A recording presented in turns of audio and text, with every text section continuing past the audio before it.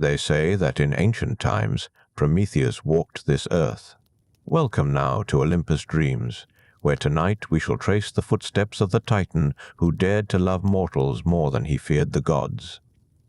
Settle deep into comfort as we begin this ancient tale, passed down through countless generations who remembered his name with reverence and sorrow. Long before the temples rose, and before the first prayers were whispered skyward, there existed a friendship that would alter the course of all creation. The old tales speak of two brothers, born in that distant age when Titans still move freely beneath the heavens, Prometheus, whose name meant forethought, and Epimetheus, called afterthought. They were sons of the Titan Iapetus and the sea nymph Clymene, born into a world that had not yet learned the weight of consequence. The chroniclers who preserve these stories tell us that, even in childhood, the brothers were as different as dawn and dusk. Prometheus would sit for hours upon the slopes of Mount Othrys, watching the patterns of clouds, reading meaning in the flight of birds, seeing tomorrow in the shape of today. His eyes held a distant quality, as though he gazed not at what was, but at what would be. Epimetheus, by contrast, lived entirely in the present moment. He laughed easily and questioned little. Where his brother calculated, he simply acted. Where Prometheus looked ahead, Epimetheus looked around and found the world sufficient as it stood. Yet between them existed a bond that transcended their differences. The ancient accounts describe how they would walk together through the wild places of the early world, speaking in low voices about matters both profound and simple. Prometheus would share his visions of what might come to pass, and Epimetheus would listen with patience born of genuine affection. Though he rarely understood his brother's warnings, he never dismissed them. And Prometheus, for all his foresight, never grew frustrated with his brother's simpler nature. He protected Epimetheus as one might shelter a flame from wind, knowing that innocence once lost can never be reclaimed. The stories passed down through time speak of their father, Iapetus, who had fought alongside Cronus in the Great War. When the Titanomachy began, when Zeus and his siblings rose against the old order, the brothers found themselves facing a choice that would define not only their own fates, but the fate of all who came after. It was said that Prometheus, with his gift for seeing paths not yet walked, perceived something in the young Olympians that his fellow Titans could not see. He watched Zeus wield the lightning given him by the Cyclopes and understood that this was not merely a change of rule, but a fundamental shift in the nature of power itself. The chroniclers record that Prometheus went to his brother one evening as war clouds gathered dark across the sky. They sat together on a hillside where silver grass grew long and wild, and Prometheus spoke words that would sever them from their own kind. He told Epimetheus that they must not stand with the Titans, that the old age was ending, whether they willed it or not. That wisdom lay not in loyalty to the past, but in recognition of the future that was already forming like a storm on the horizon. Epimetheus trusted his brother absolutely. He did not understand the reasoning, could not see the visions that moved behind Prometheus's eyes, but he knew the quality of his brother's heart. And so together they made their choice. While their father and their uncles marched to war, the two brothers quietly withdrew. They offered their counsel to Zeus, sharing knowledge of Titan weaknesses and strategies. Some called this betrayal. Others called it survival. Prometheus called it necessity. The ancient texts preserve the moment when the war ended and Zeus stood victorious among the ruins of the old world. Many Titans were cast down into Tartarus, chained in darkness beneath the earth. But Zeus remembered the brothers who had aided him. He summoned Prometheus and Epimetheus to the newly claimed peak of Olympus, where clouds gathered like sheep and the air tasted of storm and honey. There, before the assembled Olympians, Zeus spoke words of gratitude. He offered the brothers their lives, their freedom, and more. He offered them a place in the new order that was being shaped from the ashes of the old. The stories tell us that Prometheus bowed his head in acceptance, but his eyes remained watchful. He studied these new gods with their bright armor and their easy laughter. He saw how they moved, how they spoke to one another, how power flowed between them like wine at a feast. And in that observation, seeds were planted that would one day grow into both glory and anguish. Epimetheus, simpler in his joy, was simply grateful. He smiled at the gods and saw only their generosity. Where Prometheus saw patterns and portents, Epimetheus saw gods who had shown mercy when they might have shown cruelty. This difference in perception would echo through all that followed, though neither brother knew it yet. In those early days of the Olympian reign, the brothers were given tasks befitting their natures. The legends speak of how they were set to work shaping the world that would emerge from war's wreckage. There were creatures to be formed, gifts to be distributed among the beasts and birds that would populate the earth. It was labor that required both vision and action, planning and execution. Prometheus would conceive, Epimetheus would implement. Together they moved through the world like two halves of a single purpose, bound by blood and by the choices they had made together. The old accounts preserved in fragments speak of quiet evenings when the work was done and the brothers would sit together as they had in youth. They would watch the sun descend beyond the edge of the world, painting the sky in shades of amber and rose. And Prometheus would sometimes grow silent, his gaze distant, as though he heard music no one else could perceive. Epimetheus would wait patiently for his brother to return from wherever his mind had traveled, never pressing, never demanding. This patience was itself a kind of love.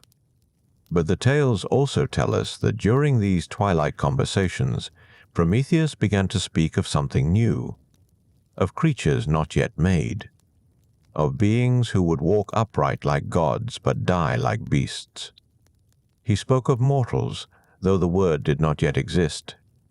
And in his voice was something Epimetheus had never heard before, not merely foresight, but longing. Not simply vision, but hope.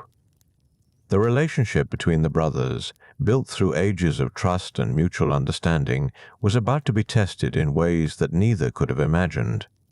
For the gods above had plans of their own, and those plans did not account for a Titan's heart swelling with dangerous compassion. The legends preserved in the oldest halls of memory tell us that Prometheus began to dream in those days. Not dreams as mortals know them, full of shadow and confusion, but visions that stretched forward through time like roads seen from mountain peaks.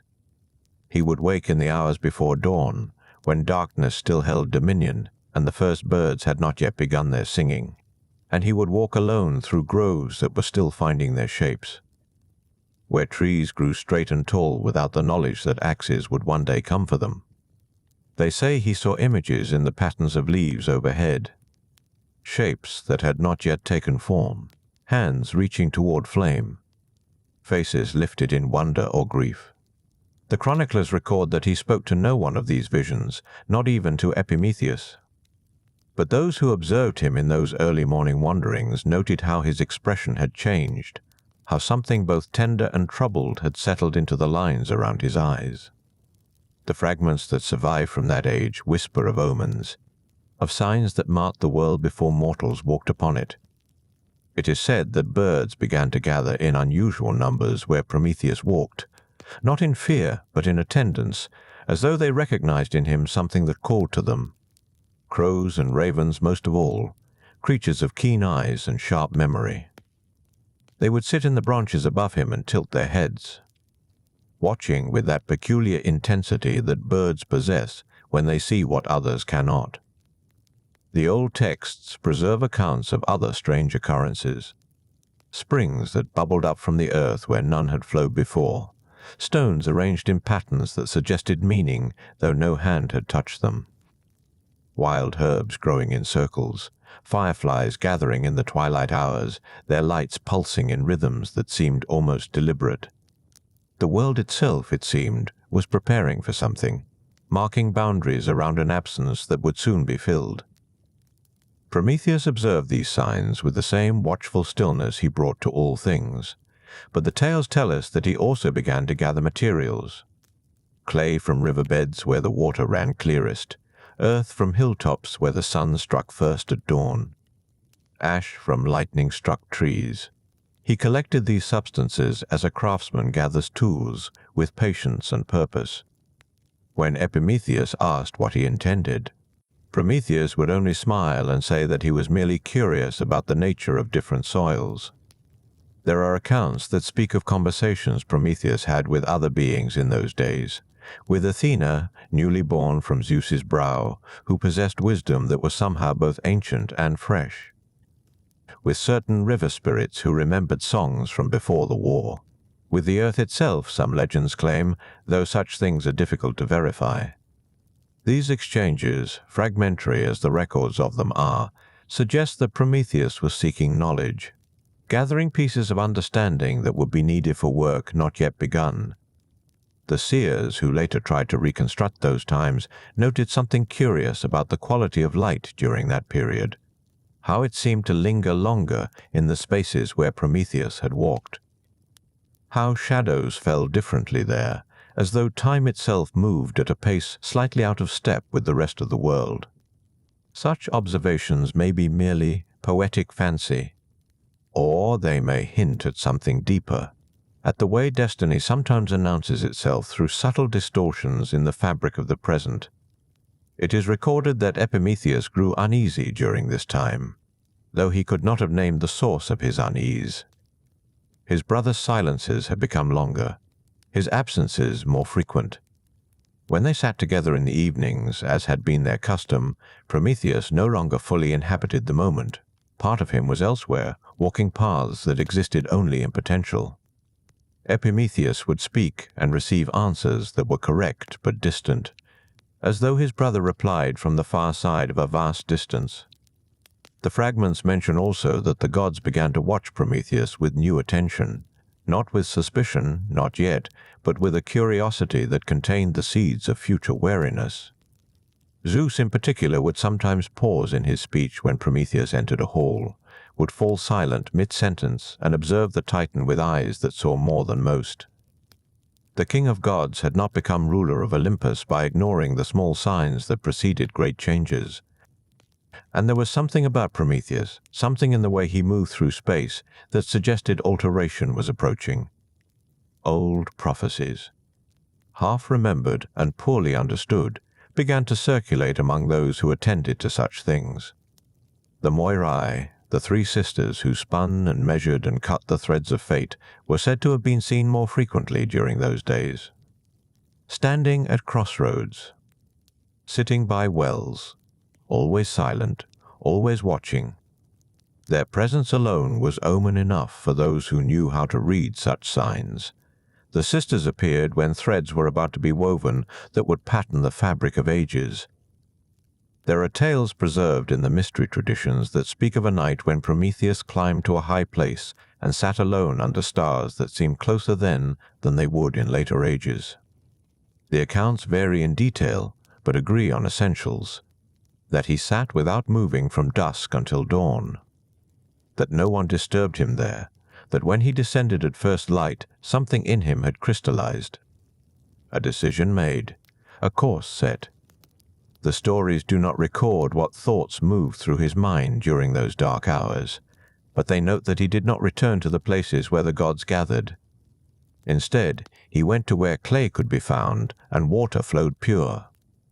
The world was full of creatures by then, beasts that ran on four legs, birds that claimed the sky, fish that moved through waters like thoughts through dream. The distribution of gifts among these animals had been the work assigned to the brothers, and Epimetheus had carried it out with enthusiasm. Claws for some, wings for others. Speed or strength or size or cunning. He had been generous, delighting in the variety of forms that emerged. Each creature different, each suited to its place in the grand design. But the oldest accounts hint that Prometheus saw something Epimetheus had not. That in his brother's generous distribution a gap had been left, an absence that might be filled with something unprecedented. The legends do not say whether Prometheus recognized opportunity or obligation in that gap, Perhaps both existed simultaneously in his mind, inseparable as breath and blood. What is preserved in the fragments is only this: that he began to work with clay and water in a place away from divine observation, that his hands moved with the certainty of one who has seen the completion before beginning the making. Dreams, the old texts tell us, began to trouble the sleep of gods during this period. Athena dreamed of temples not yet built, Hephaestus of forges burning with unnatural heat, Apollo of songs in languages that did not exist. These divine dreams were dismissed as echoes of the recent war, disturbances in the cosmic order that would settle with time. But the pattern seekers among the immortals noted the timing, noted that the dreams began when Prometheus withdrew to his hidden labors, noted and wondered, though they spoke their wonderings only in whispers. The chroniclers record that certain animals began to gather near the place where Prometheus worked, creatures that had received their gifts from Epimetheus but seemed drawn by something they could not name. They would stand at a distance, watching with that patient stillness animals possess when they witness, moments they will later remember without understanding why. Deer and wolves together without hostility. Hawks and hares. Predator and prey bound temporarily by shared awareness that something was about to shift. And overhead, the sky itself seemed to wait. Clouds moved more slowly. Winds held their breath. The sun rose and set with a deliberateness that suggested attention. The stars wheeled through their appointed courses but shone with unusual brightness, as though they too were witnesses to a moment that would echo through all ages after. The world poised itself on the edge of transformation, and everything in it knew, in whatever way consciousness allows, that the future had already begun to unfold. The hidden place where Prometheus worked lay in a valley that had no name. Water ran clear over smooth stones there. The clay beds were soft and pale. Willows grew along the banks, their branches trailing in the current like hair in sleep. It was a place that held silence the way some vessels hold water, naturally and without effort. Morning light fell through leaves in patterns that shifted with the breeze. Prometheus knelt by the water's edge, his hands already dark with earth. He worked slowly. Not with hesitation, but with the deliberate care of one who understands that certain actions cannot be undone. Each motion was considered, each shaping intentional. The clay yielded under his fingers, taking form as if it had been waiting to remember what it was meant to become. The old songs, those fragments preserved by bards who claim descent from the first singers, speak of how Prometheus felt during those days of making. They describe a strange mixture of certainty and doubt. He knew what he was creating, could see it complete in his mind before his hands had shaped even the first rough outline. Yet he questioned constantly whether the knowing gave him the right to proceed, whether vision alone was sufficient justification for bringing something new into the world. There was no urgency in his labor. Days passed like water over stone, wearing away resistance without force. He would work until the light grew too dim for precision, then sit by the edge of the water and watch night arrive. The animals that had gathered nearby remained. They did not approach closer, but neither did they leave. Their presence became part of the rhythm of his days, a silent company that asked nothing and offered an attention that felt almost like understanding. In the hours between work and sleep, thoughts moved through him like currents beneath still water. He considered what it meant to make something that could think, that could choose. The creatures Epimetheus had gifted moved through instinct and nature. They were complete in themselves, perfect for their purposes. But what Prometheus shaped from clay would be different, would possess the capacity to wonder, to question, to imagine futures that did not yet exist. The responsibility of such making pressed on him like weight without source. He found himself pausing mid-gesture, hands hovering over the clay, while he traced the implications of what he was doing. This new creation would be vulnerable in ways other creatures were not, would lack the natural defenses distributed so generously to beasts and birds. would be born into a world already full of things with claws and teeth and poisons, would need more than flesh to survive. Ancient texts preserved in temple libraries speak of how Prometheus walked through these thoughts as if through a garden, not rushing toward conclusions, but allowing each consideration its proper space. He thought about fire, though he had not yet taken it. Thought about tools, though none existed yet for hands to hold. Thought about language, that strange gift that would allow one mind to touch another across the distance of separate flesh. The clay took shape beneath his attention. Slowly, patiently, he worked on proportion and balance, on the curve of spine and the angle of joint. His hands remembered things they should not have known. How bones should sit beneath muscle, how tendons should attach, how weight should distribute for walking upright. The knowledge seemed to flow through him from some source he could not name, as if the very act of creation carried its own instruction. Some accounts tell that Athena visited during this time, that she came quietly without announcement and stood at the edge of the clearing watching, that she said nothing but placed something on the ground before departing, a thread of gold or perhaps silver. The stories disagree on details, but agree she left something of herself there, a blessing or a gift, or simply acknowledgement that what was being made mattered. Prometheus worked through seasons that had not yet learned their names. The earth turned through its cycles. Rain fell. Sun warmed. Wind carried seeds. And in the hidden valley, forms took shape from clay and water and the careful attention of hands that would not hurry. Each figure was similar to the others, but not identical. Variations in height and build, different arrangements of feature, as if even in their making, the principle of individual distinction was being honored. He did not speak while he worked.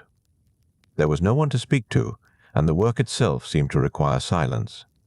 But his mind was full of wordless dialogue, questions asked of no one, observations made to empty air, concerns traced and retraced like paths through snow. He understood he was changing something fundamental, that once these forms received life, the world would be different in ways that could not be predicted or controlled. The old tales say he thought often of his brother during those days, Epimetheus, who had distributed gifts without considering whether enough remained, who had acted from generosity without foresight. Prometheus loved his brother, but he understood they were different in essential ways. Where Epimetheus saw what was, Prometheus saw what might be. Where one responded to present need, the other anticipated future consequence. This difference troubled him in the quiet hours. He wondered if his own gift of foresight was blessing or burden, whether seeing possibilities before they arrived was wisdom or simply a different kind of blindness. The certainty that had driven him to begin this work wavered sometimes in the evening light.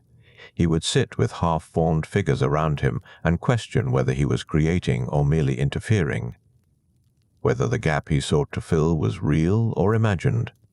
But each morning he returned to the work. His hands found the clay again. The shaping continued. Whatever doubts moved through him in darkness did not prevent the labor from proceeding in daylight. Perhaps this too was part of what it meant to see the future, to act despite uncertainty, to choose a course and follow it even when the destination remained unclear.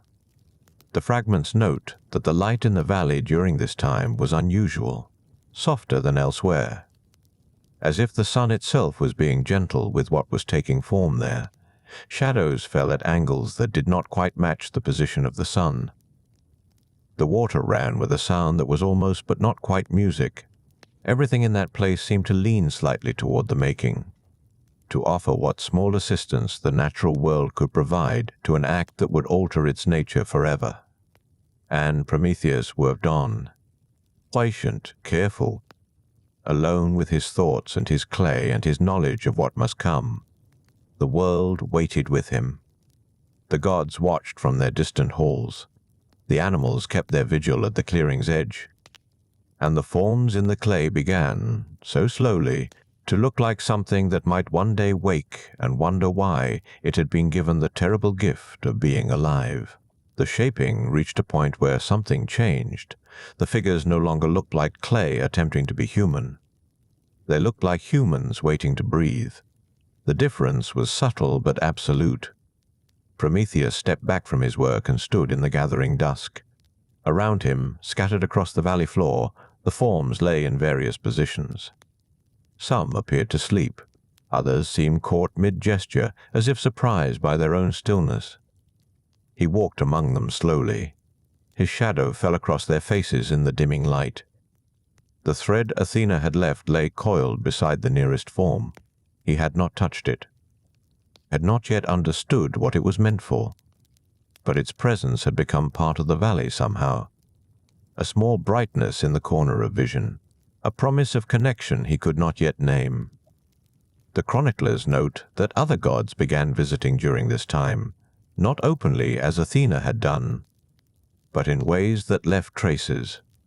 Hephaestus came and left tools beside the water. A hammer whose head caught sunlight strangely, chisels that seemed too perfect for mortal smiths to have made. He did not announce himself, but the smell of forge smoke lingered after he departed. Hermes passed through one evening and left footprints that remained visible for days.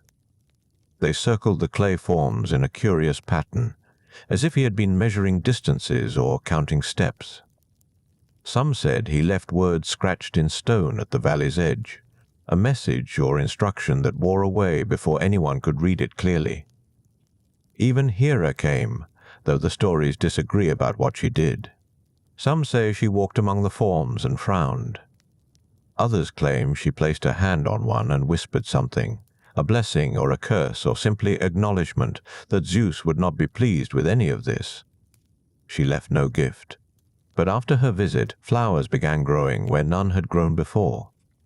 White blooms that opened at night and closed at dawn. Prometheus received these visits without speaking.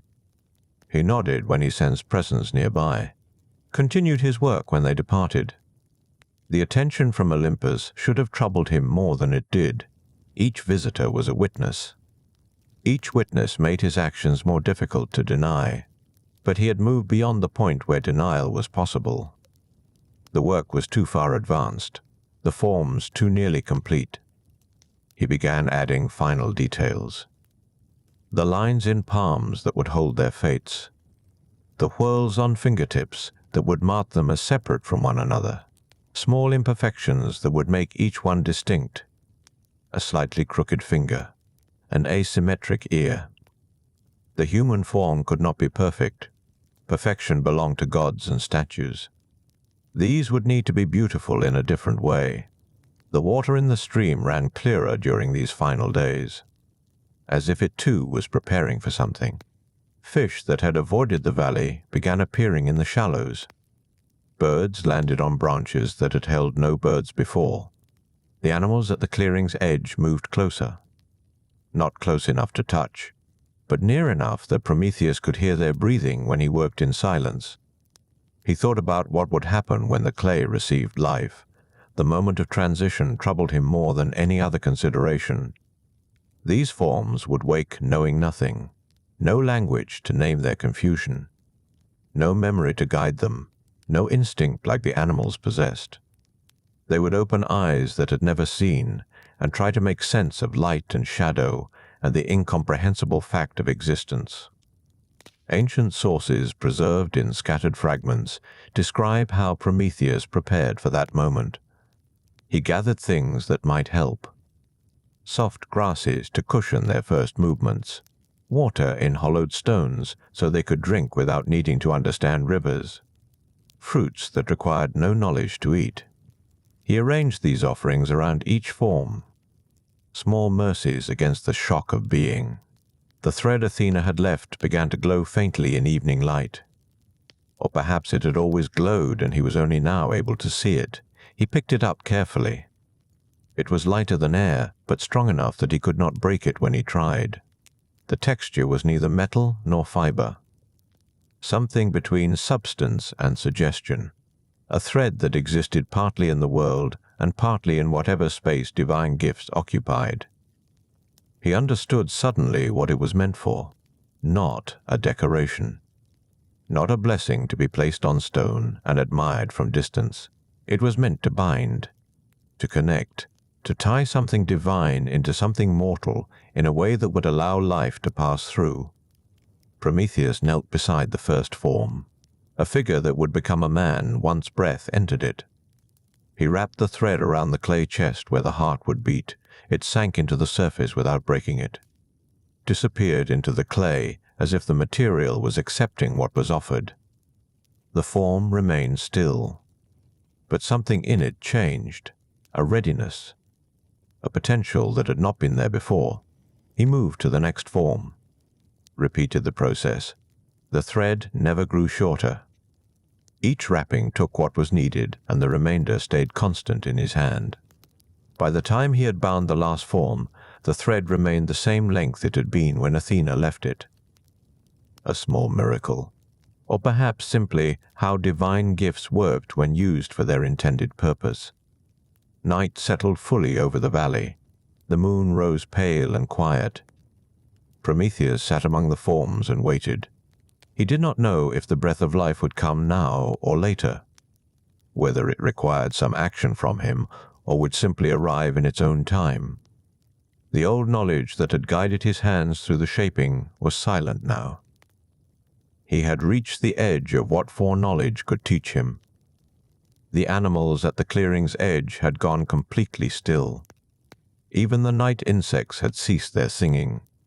The silence was profound, but not empty. It was the silence of potential, of worlds waiting to unfold, of stories that had not yet learned what shape they would take. Prometheus looked at the forms surrounding him, each one unique, each one a question waiting for answer. He had given them bodies, but that was the smaller gift. The body was clay and water and careful proportion. What they would truly need was something else entirely: understanding, purpose, the knowledge of how to survive in a world that had not been made with them in mind. And fire. They would need fire. Quote now, not yet, but soon. The night was cool against his skin.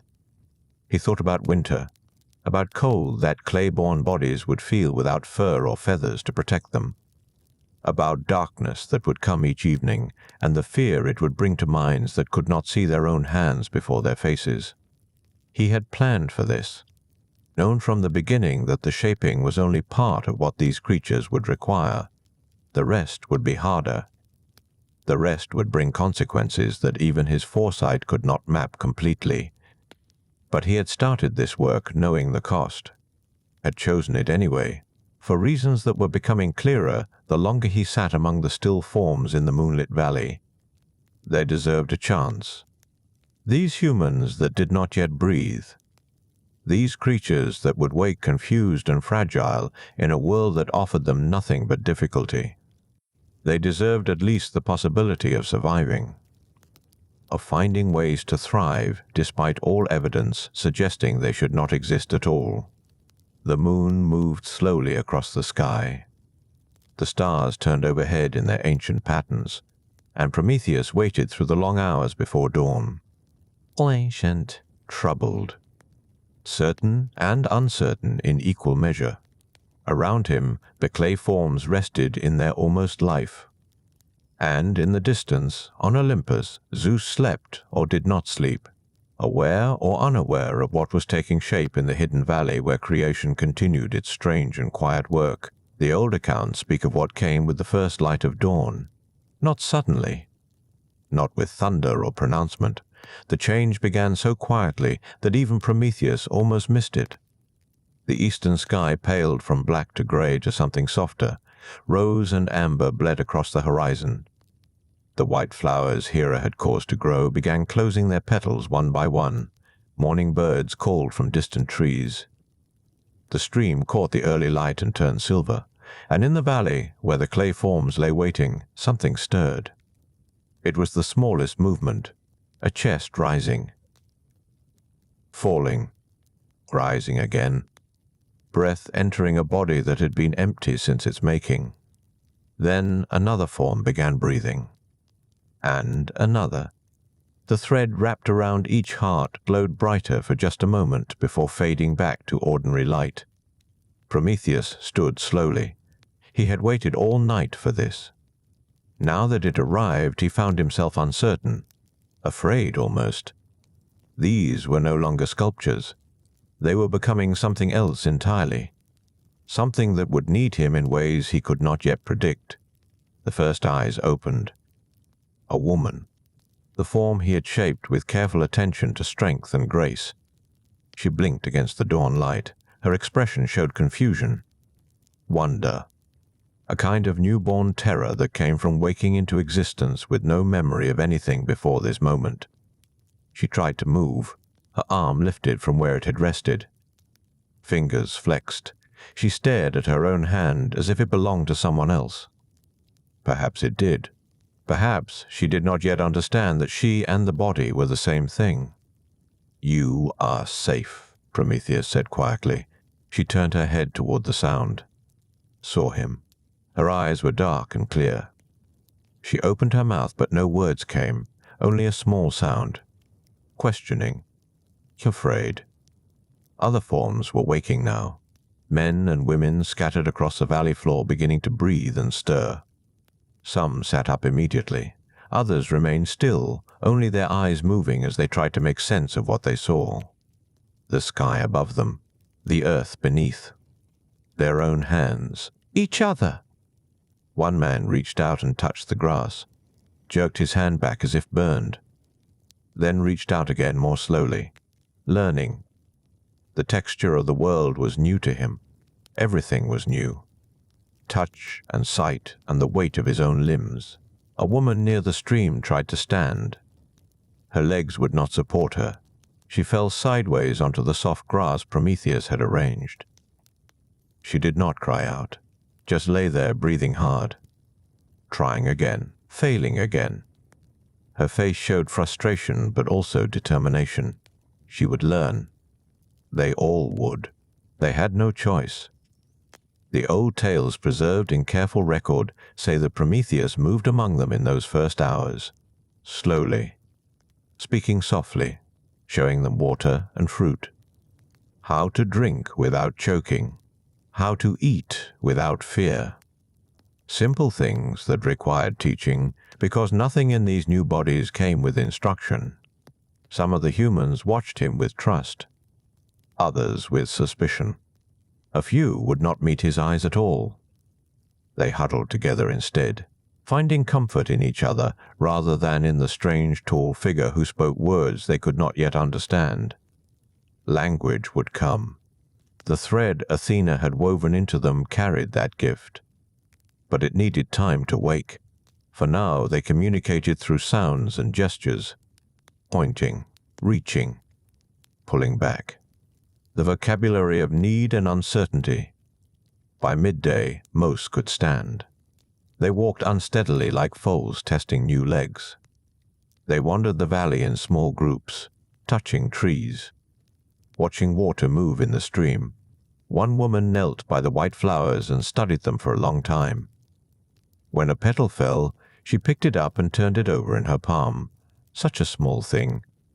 But her face showed she understood it was beautiful. A man found the tools Hephaestus had left. The hammer and chisels near the water. He lifted the hammer with both hands. Heavy, solid, real. He set it down carefully. Not ready yet to know what it was for, but aware somehow that it mattered. The chroniclers note that Prometheus watched all of this with mixed feelings. Pride in what he had made. Sorrow for what awaited them. These creatures would suffer. That was certain. They would know hunger and cold and fear. They would die. Not today. Not soon, perhaps. But eventually. The clay bodies he had shaped so carefully would fail. Return to earth. Become nothing again. But they would also know other things. Joy. Discovery. Discovery. The satisfaction of learning, the comfort of companionship. They would build, create, tell stories. make meaning from the raw material of existence. That possibility justified the suffering, or so he hoped. As afternoon lengthened into evening, the humans began exploring further from the valley, moving toward the forest edge. Curious despite their fear, one man walked upstream until he found where the water emerged from rocks. He crouched there for a long time watching the source, trying to understand where it came from, why it moved the way it did. A woman climbed the low hill at the valley's eastern edge, stood looking out across the wider world. Her expression showed something Prometheus recognized: the hunger to know, to see beyond the immediate, to understand what lay past the horizon. Night would come soon. The first night these humans would experience with consciousness. They would see darkness fall, feel temperature drop, hear sounds they could not identify. It would frighten them. He knew this, had prepared for it as much as preparation was possible. He gathered deadwood from the forest floor, stacked it in the center of the valley where the humans could see. They watched him work with interest, imitating his movements, gathering their own wood and piling it nearby. Learning through observation. That was good. It meant they could teach each other, pass knowledge forward. But he did not light the fire yet. That would come later, when Zeus finally noticed what had been made in this hidden valley, when questions were asked and prices demanded. Fire was the gift that would change everything, make these fragile creatures capable of survival through winter, give them light against darkness, warmth against cold, protection against the things that hunted at night. Fire was also the gift that would bring consequences, would mark the point where creation crossed into defiance, where mercy became rebellion. Prometheus knew this, had always known it. The knowledge sat heavy in his chest as he watched the humans settling down for their first night. They gathered in groups, bodies pressed together for warmth and comfort. Some slept. Others stayed awake watching the stars appear one by one overhead. He saw wonder on their faces. Fear too, but mostly wonder. The moon rose again, pale and patient. The white flowers opened, and in the valley humanity breathed its second night. Still confused, still fragile, but alive, learning, becoming something more with each passing hour, something that would need fire soon, something that would need a champion willing to steal from the gods themselves for their sake. Prometheus sat at the valley's edge and waited, watching over them, planning what must come next. 3 nights passed before Olympus took notice. The legends tell us this was not unusual. Gods see much but attend to little. Their eyes fall where interest draws them. And a hidden valley harboring newborn mortals held no immediate claim on divine attention. But all things eventually surface. Truth has a way of rising. It was Helios who carried the first whisper skyward. The sun god in his daily crossing saw everything spread beneath him, continents and seas, cities and wilderness, the secret places mortals thought hidden. On the 4th dawn of humanity's existence, his gaze fell upon the valley. He saw the clay-born creatures moving among trees, saw Prometheus watching from his station at the eastern edge. Helios spoke to no one directly, but gods gossip as mortals do, perhaps more so. By evening, the knowledge had drifted through Olympus like smoke through open windows, whispered in gardens, mentioned at tables where ambrosia pooled in golden cups. Someone had made something new, something that walked upright and gathered wood, something that looked almost like the gods themselves but lacked their radiance, their immortality. Zeus heard the rumor during a meal. He was reclining on his throne, discussing matters of weather and harvest with Demeter, when Hermes arrived carrying messages from distant temples. The messenger god mentioned it casually, almost as an afterthought. "There are mortals now," he said, "in a valley west of here. Clay formed, breathing." walking about. Zeus stopped mid-sentence. His expression shifted from mild interest to something harder. He set down his cup with deliberate care. "Who made them?" he asked. The old accounts record that Hermes hesitated before answering. He knew what that question carried, knew the weight of names spoken before Zeus when creation was involved. "Prometheus," he said finally. "The Titan, Epimetheus's brother." Silence followed, the kind that makes small creatures flee and wise counselors examine their fingernails. Zeus sat very still, his jaw tight. Thunder rolled somewhere distant, not weather, just mood made manifest. Prometheus had fought beside Zeus during the war, had offered guidance when others remained silent, had earned his freedom when most Titans earned only chains. This was repayment, creating something without permission, something that might grow, multiply, become significant enough to matter. Zeus stood. The gesture sent attendants scattering. He did not need to speak his intentions. They showed plainly on his face. He descended from Olympus that evening. Not alone. He brought Athena because she saw clearly. Brought Hephaestus because craft recognizes craft. Brought Apollo because light reveals what shadow conceals. They came as judges come, with authority already decided, but ceremony not yet performed. The valley lay quiet when they arrived. Evening had settled across the land. The humans were gathered near their unlit woodpile. Some slept. Others sat watching the sky darken. They did not hear the gods approach. Divine footsteps make no sound unless their makers wish it. Prometheus knew immediately. He had been waiting for this, had felt the shift in air that comes before storm. He stood and turned to face them. Zeus stepped from the tree line first. Tall, radiant, carrying the weight of sky in his bearing. His eyes found Prometheus and held there. No greeting, no preamble. "You have made creatures," Zeus said. His voice was level but carried an edge like bronze on whetstone. Without asking, without permission. Prometheus met his gaze without flinching. "I have." The clay was willing. The breath was mine to give. "Nothing is yours to give," Zeus replied. "All breath comes from Olympus. All life flows through our allowance." Behind him, Athena studied the humans with an expression difficult to parse. Her gray eyes moved from face to sleeping face. "Cataloging." "Assessing." She said nothing yet, but her presence weighed heavy as stone. Hephaestus walked to where the tools lay near the stream. He picked up the hammer, turned it over in his scarred hands, recognized his own work, set it down again without comment. Apollo stood apart. His light illuminated the valley more than moon or stars. The humans began to wake under that glow. They stirred, sat up, looked toward the gathering of tall figures with confusion and instinctive dread. "Why?" Zeus asked. He gestured toward the humans.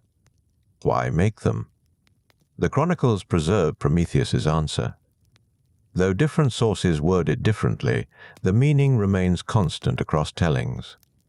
"Because the world was empty," Prometheus said. "Because things that think and feel should exist beyond Olympus. Because consciousness should not belong only to immortals." Zeus stepped closer. The distance between them collapsed to arm's length. When he spoke again, his voice dropped lower, more dangerous for its quietness. "You have created something that will suffer, that will age and sicken and die. That will know pain we cannot imagine, because we do not end. You call this mercy." "It is not mercy," Prometheus replied. "It is possibility. They will suffer, yes, but they will also choose. Create, love. Things gods cannot do because gods cannot risk loss. These creatures will risk everything simply by existing. That makes them precious. For a long moment, Zeus said nothing. He looked past Prometheus toward the humans. They huddled together now, frightened by divine attention, by light too bright and presences too vast. Then he looked back at Prometheus. His expression had shifted. Not to anger exactly, something colder, more permanent. "You have created without asking," Zeus said. "That alone demands answer. But you have also created obligation.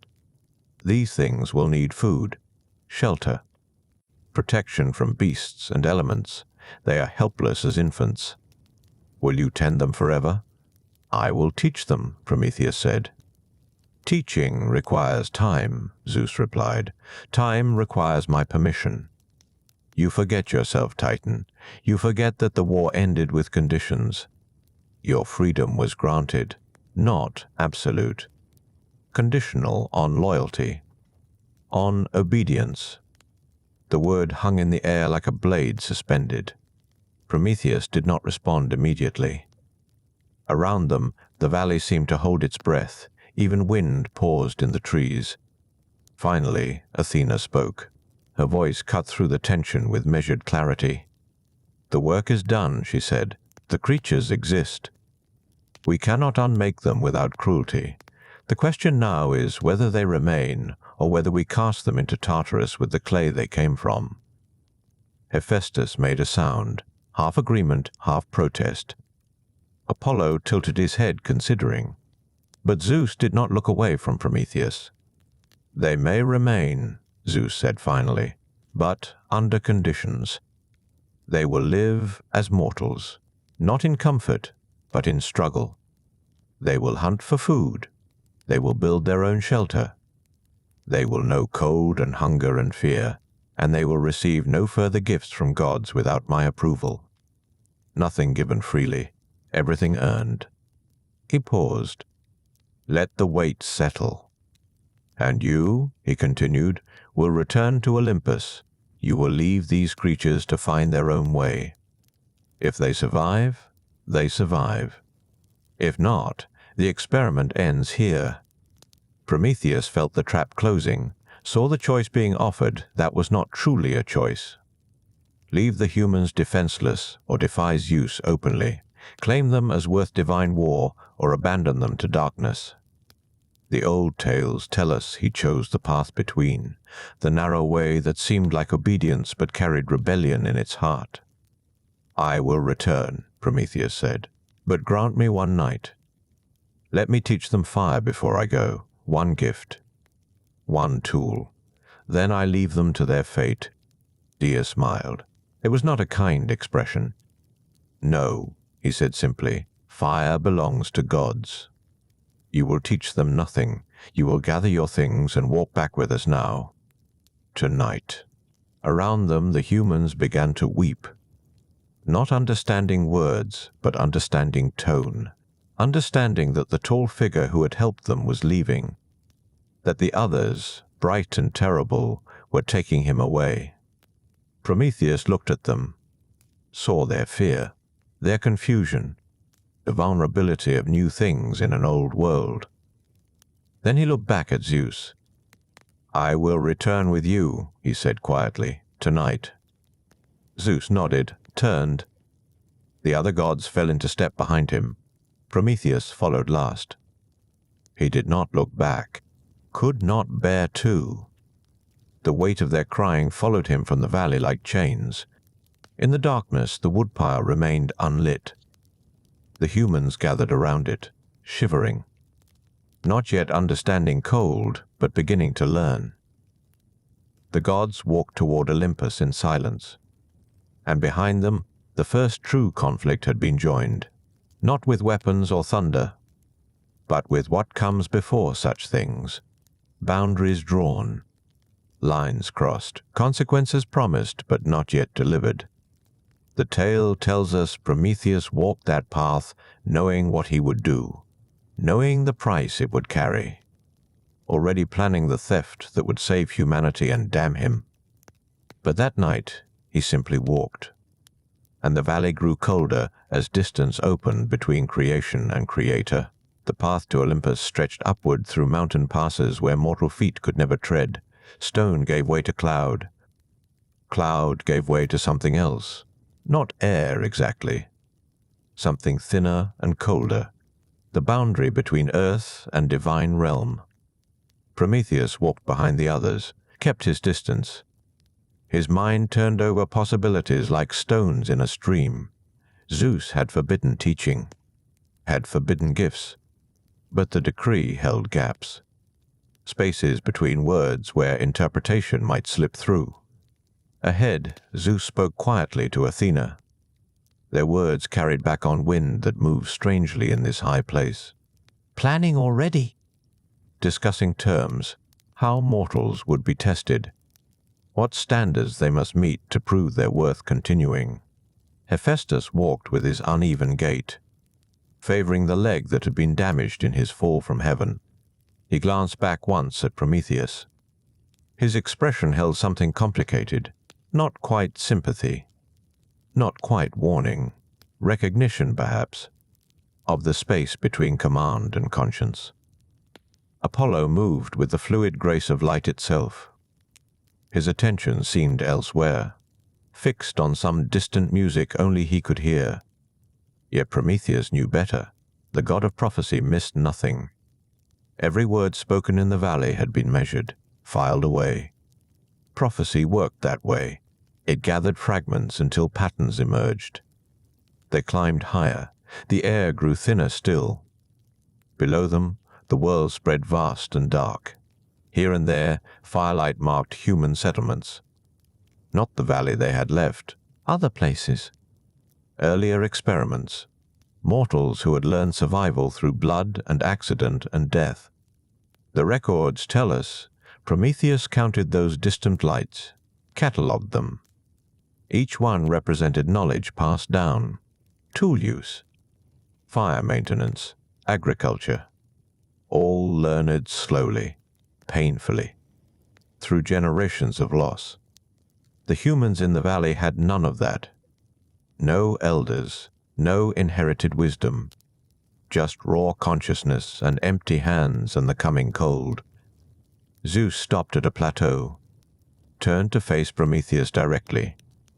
The other gods halted as well, formed a loose semicircle, witness to whatever came next.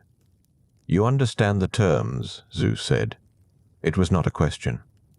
I understand what was spoken, Prometheus replied carefully. Zeus's eyes narrowed. He heard the distinction, the space between spoken terms and unspoken implications. Then hear this as well, Zeus continued. You will not return to that valley. You will not send messages. You will not aid them through intermediaries or signs or dreams. They are cut from you as cleanly as thread from loom. Your creation. Your loss. Prometheus held his gaze, did not flinch or look away. How will you know, he asked quietly, if I keep these terms? Will you watch me every moment, follow my steps, monitor my thoughts? Zeus smiled without warmth. I will not need to, he said, because if you break faith, the consequence falls not on you, but on them. Every aid you give will be answered with plague or flood or predator. Every gift will cost them double. You would sacrifice them to help them. That is the trap you built yourself. The logic was flawless, cruel and flawless. Any rebellion would bring divine retribution on those least able to bear it. The mortals would pay for Prometheus's defiance with their fragile lives. Athena watched this exchange with her grey eyes missing nothing. Strategy upon strategy. She saw what Zeus was building. A cage without bars, one that used love against itself. The Titan who planned 10 steps ahead, she murmured, meets the god who plans 20. Prometheus said nothing, but his jaw tightened, barely visible in the strange light of this high place. Come, Zeus said, turning away. Olympus waits. They walked the final distance in silence. The marble halls appeared gradually, first as suggestion, then as form. The palace of the gods rose from cloud and stone and will, beautiful beyond mortal comprehension, terrible in its perfection. Inside, the other Olympians had gathered. Word had spread as it always did among immortals. Gossip moved faster than light here. Hera sat on her throne beside Zeus's empty seat. Her expression revealed nothing, but her posture spoke volumes. She had opinions about unauthorized creation, about Titans overreaching their station. Demeter stood near the hearth with Hestia, both goddesses of nurture and growth. Both watching Prometheus with complex expressions. They understood what he had tried to do. The mercy and the hubris intertwined. Ares leaned against a pillar, arms crossed, waiting for violence that had not come but might still arrive. Beside him, Aphrodite studied her reflection in a bronze mirror, yet her attention was not on herself. She watched the room through the polished surface, saw all angles at once. Zeus took his throne. The weight of authority settled across his shoulders like a cloak made visible. When he spoke, his voice carried to every corner of the hall. "The Titan Prometheus has created mortal beings without permission," he announced. "This represents defiance of divine order. Yet the work cannot be undone without cruelty. Therefore, these creatures may persist, under specific terms." He outlined them again. For the assembled court, for the record that would be kept, no divine gifts, no easy path, survival earned through struggle alone. "Prometheus will refrain from interference," Zeus continued. "This is decreed, witnessed, binding." The words settled over the hall like frost. Among immortals, such decrees carried weight. Not law exactly. Gods could break their word. But consequences followed. Balance demanded payment. Prometheus stood in the center of the hall, surrounded by divine presences, each one brighter and stranger than mortal eyes could safely perceive. He looked small there, diminished, just one Titan among Olympians who had won the war and claimed the world. Yet the chroniclers note he did not bow, did not avert his gaze. He accepted the terms spoken aloud while his mind worked on terms left unsaid. "I hear the decree," he said formally. "I acknowledge its binding." Zeus studied him a moment longer, then nodded once. Dismissal without words. Prometheus turned, walked from the hall. His footsteps echoed on marble floors. Behind him, the gods began to speak among themselves, already moving to other concerns, other dramas. Mortals were interesting for a moment, but immortals had eternities to fill. Outside the hall, Prometheus stood on a balcony overlooking the world below. Night had deepened. The distant fires were harder to see now, just pinpricks in vast darkness. The valley where his humans huddled was too far, too small, invisible from this height. But he knew where it lay, knew they sat in darkness around an unlit woodpile, learning cold, learning fear, learning the first lessons that would either destroy them or make them into something remarkable. The stories tell us he stood there until dawn, planning theft that would change everything, weighing cost against necessity, knowing that some gifts were worth the price of pain. Above him, the stars turned in their endless paths. Below, the world waited. And between them, one Titan chose defiance over obedience, chose mortals over safety. The confrontation was finished. But the conflict had only found its shape. Fire still belonged to gods, and gods guarded what they claimed with absolute conviction. Dawn came slow to Olympus. Light spread first across the highest peaks, then down through layers of cloud and marble. The palace woke with the sun. Voices rose in distant corridors. The business of divinity resuming as it always did. Prometheus remained on the balcony, watching the world below take shape as darkness lifted. He had stood there through the entire night, motionless as carved stone, Thinking. The decree was clear. Binding. Witnessed by every god in that throne room. He could not approach the mortals, could not guide them, could not ease their suffering with his presence or his counsel. But Zeus had said nothing about fire. The omission was either oversight or test. Prometheus suspected the latter. Zeus rarely overlooked anything of importance. More likely, this was deliberate. A trap waiting to spring, or perhaps permission disguised as prohibition. Either way, the mortals needed fire. Without it, they would die. Not today. Perhaps not tomorrow. But when true winter came, when predators found them, when sickness took hold in their fragile bodies, they would perish. All of them. The work of creation undone by simple cold. The old tales record that Prometheus returned to his dwelling that morning, a modest place for a Titan. Stone walls and simple furnishings, he lived apart from the other immortals. Neither fully Olympian nor entirely outcast, a position he had occupied since the war ended. There he sat, thinking through angles, consequences, paths forward. Fire belonged to the gods, not metaphorically. Literally. Divine flame burned in Olympus at the sacred hearth, tended by Hestia, never allowed to die. That fire was not merely combustion, it was something older, purer. The original flame from which all earthly fire descended. To take it would be theft, clear and undeniable. No clever argument could reframe it. No semantic trick could soften the transgression. But mortals needed what they could not survive without, and gods hoarded what they feared to share. The chronicles note that Prometheus considered alternatives. Perhaps he could teach mortals to make fire themselves.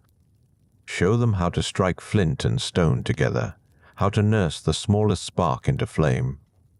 But that would still be interference, still be guidance. And besides, such fire might not take. Mortal flame might remain weak, temporary, easily extinguished by wind or rain or divine displeasure. What they needed was fire with permanence, with strength. Fire that would endure in human hands the way it endured in divine ones. They needed the original flame. So Prometheus made his decision, not rashly, not in anger, with full knowledge of what would follow. He had planned 10 steps ahead his entire existence. Now he planned 20, as far as foresight could reach. And still he chose theft. The method took consideration. One could not simply walk into the sacred hearth and scoop up flame in bare hands. Well, immortals could. But the act would be noticed immediately. Hestia never left her post. She would see. She would call out. The theft would end before it began. Stealth was required. And something to carry the flame once taken. Something that would not reveal itself too quickly. The old accounts tell us he chose fennel, a hollow stalk that grew wild on the slopes below Olympus. Tall and fibrous, dry inside. Perfect for carrying ember without visible flame. He went down at midday when the sun was highest, when divine attention turned to other matters. The gods had their own concerns, their own dramas and alliances and petty feuds. Prometheus was yesterday's trouble, already fading from immediate thought. He found the fennel growing in a rocky meadow, cut a single stalk, dried it further in sunlight until the core was like tinder. Then he hollowed it carefully, creating a chamber that could hold coal without burning through too quickly. That night he returned to Olympus, not to the palace, but to the outer courts, the places where lower beings moved, servants and minor spirits, those who tended the everyday maintenance of divine existence. The sacred hearth burned in the central hall, but smaller fires existed elsewhere.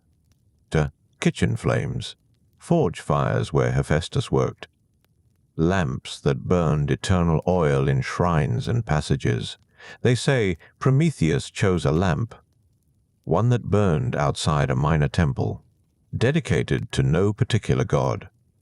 A flame maintained by habit rather than devotion. He approached it with the fennel stalk hidden beneath his cloak. The night was quiet, no wind, no voices, just the distant sound of revelry from the main palace. Odds drinking, singing, celebrating themselves as gods often did.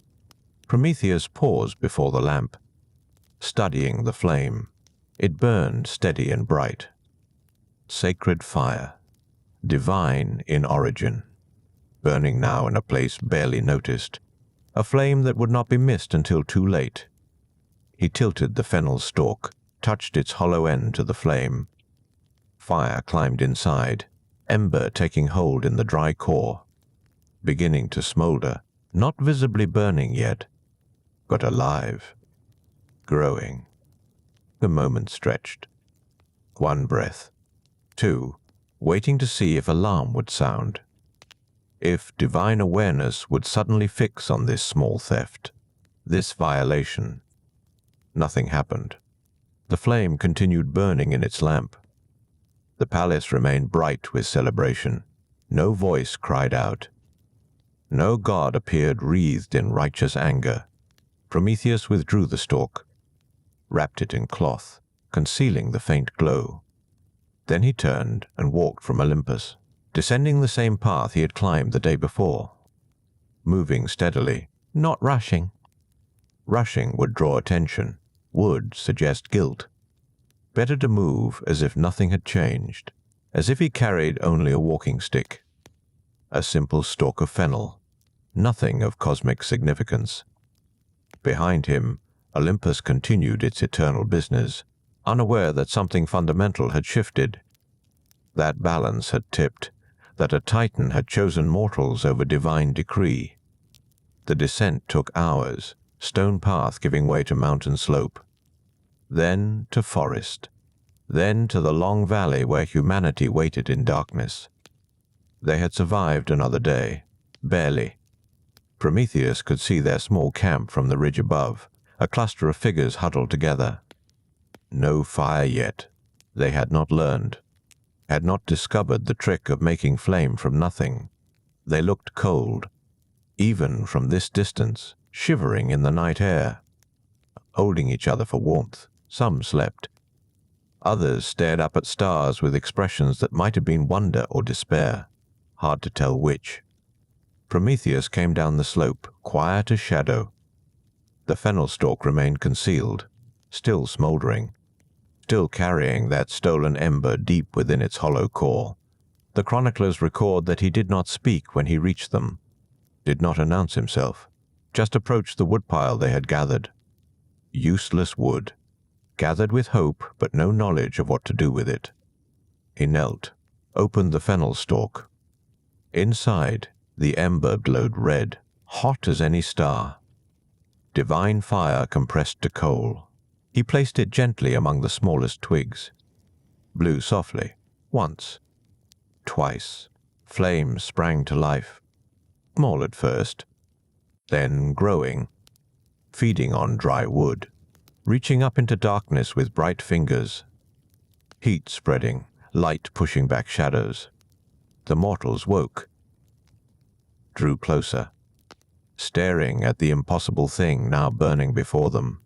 Fire, warmth, safety, everything they had lacked. They did not know who had brought it. Prometheus had already stepped back, already moving away into darkness. His part finished, but the conflict was not. Up on Olympus, in the sacred halls where gods kept watch over their dominion, someone would notice soon, would discover the theft, would bring word to Zeus, and Zeus did not forgive defiance, especially defiance that made him look foolish before the assembled court, before witnesses who would remember. Morning would bring consequences, as inevitable as sunrise, as certain as divine pride wounded. The mortals sat around their fire, learning warmth, learning light, unaware of the price about to be paid for their salvation. Above them, stars continued turning, marking time that moved differently for gods and mortals. For immortals, this was one night among infinite nights. For humans, it was the night everything changed. Fire burned in mortal hands. For the first time since creation. For the first time against divine will. The theft was complete, the gift given, the line crossed. And somewhere in the heights of Olympus, balance began to shift. Justice began to sharpen its teeth. Punishment began to take shape in the mind of the King of Gods. They say the flame never went out after that night. Mortals learned to tend it, to feed it, to carry it carefully from place to place, to guard it against wind and rain, divine fire in human keeping, stolen from heaven, burning on earth. The gift Prometheus gave, the crime Zeus would not forgive. Dawn came slowly, light spreading down through cloud and marble, touching first the highest peaks of Olympus, then descending, floor by floor, hall by hall, finding its way into corners that had known only lamplight. The revelry had ended sometime before sunrise, gods retreating to their chambers, wine heavy. Satisfied, the palace settled into morning quiet. That brief hour when even immortals rested. Hestia tended the sacred hearth as she always did. Plan adding wood, adjusting flame. The fire that must never die. She moved with practiced care, never speaking. Her duty required no words. The flame burned pure, unchanged, eternal. But elsewhere in the palace, something had shifted. A minor priestess discovered it first, making her rounds through the smaller shrines, checking oil levels, trimming wicks, routine maintenance that required no thought. She paused at the lamp in the eastern temple. Gaudy did. Something felt different. The flame burned as it should, nothing visibly wrong. Yet the air around it seemed thinner somehow, less substantial. She dismissed the feeling, continued her rounds. But the unease remained. By mid-morning, word had spread.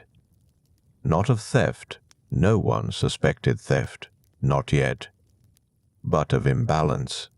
Divine fire responded to cosmic harmony. When order held, flame burned true. When something disrupted the natural arrangement of things, fire knew. Zeus heard the reports with half attention, sitting in his throne room, receiving petitions from minor gods, disputes over boundaries, complaints about mortals failing to sacrifice properly, the usual business of kingship. Something feels wrong, one goddess ventured. The flames throughout Olympus seemed diminished. Zeus waved the concern away. Divine fire could not be stolen. Everyone knew this. Fire belonged to heaven.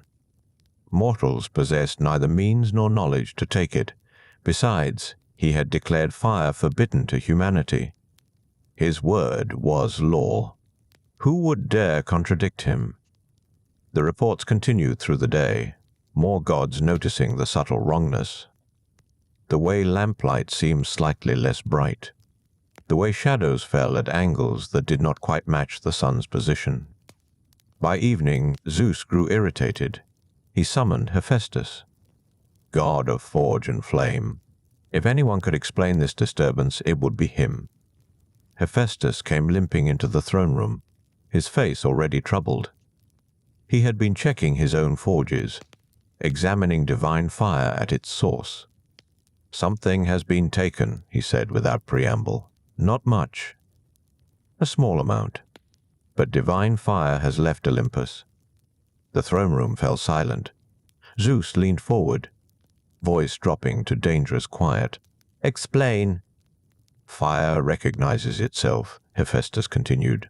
When a flame is lit from another flame, they remain connected. Divine fire burning anywhere in the cosmos calls to its origin. I can feel it now. A portion of our fire burns where it should not. Where?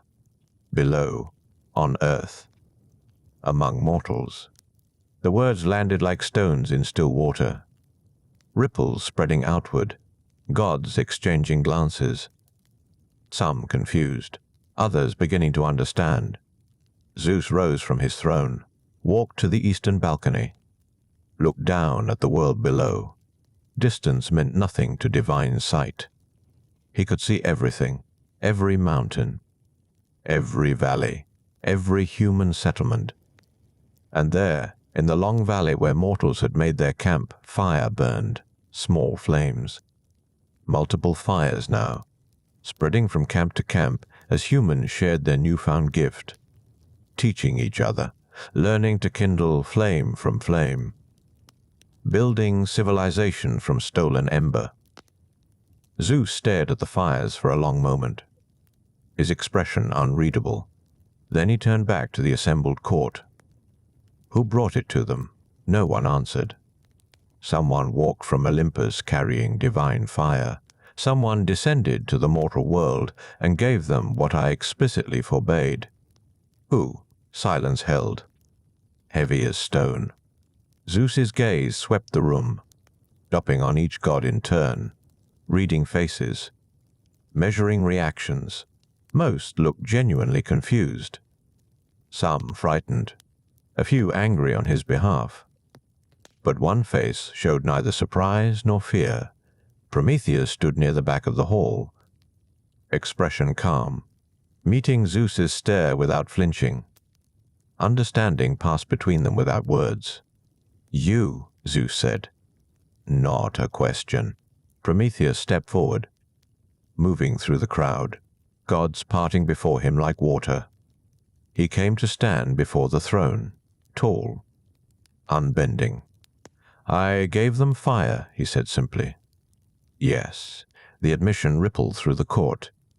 Gasps, murmurs, shocked whispers. "You defied my decree. I acted according to my own judgment.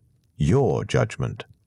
Zeus's voice rose, controlled fury building beneath each word. "You placed your judgment above mine, above divine law, above cosmic order. I placed mortal survival above divine pride."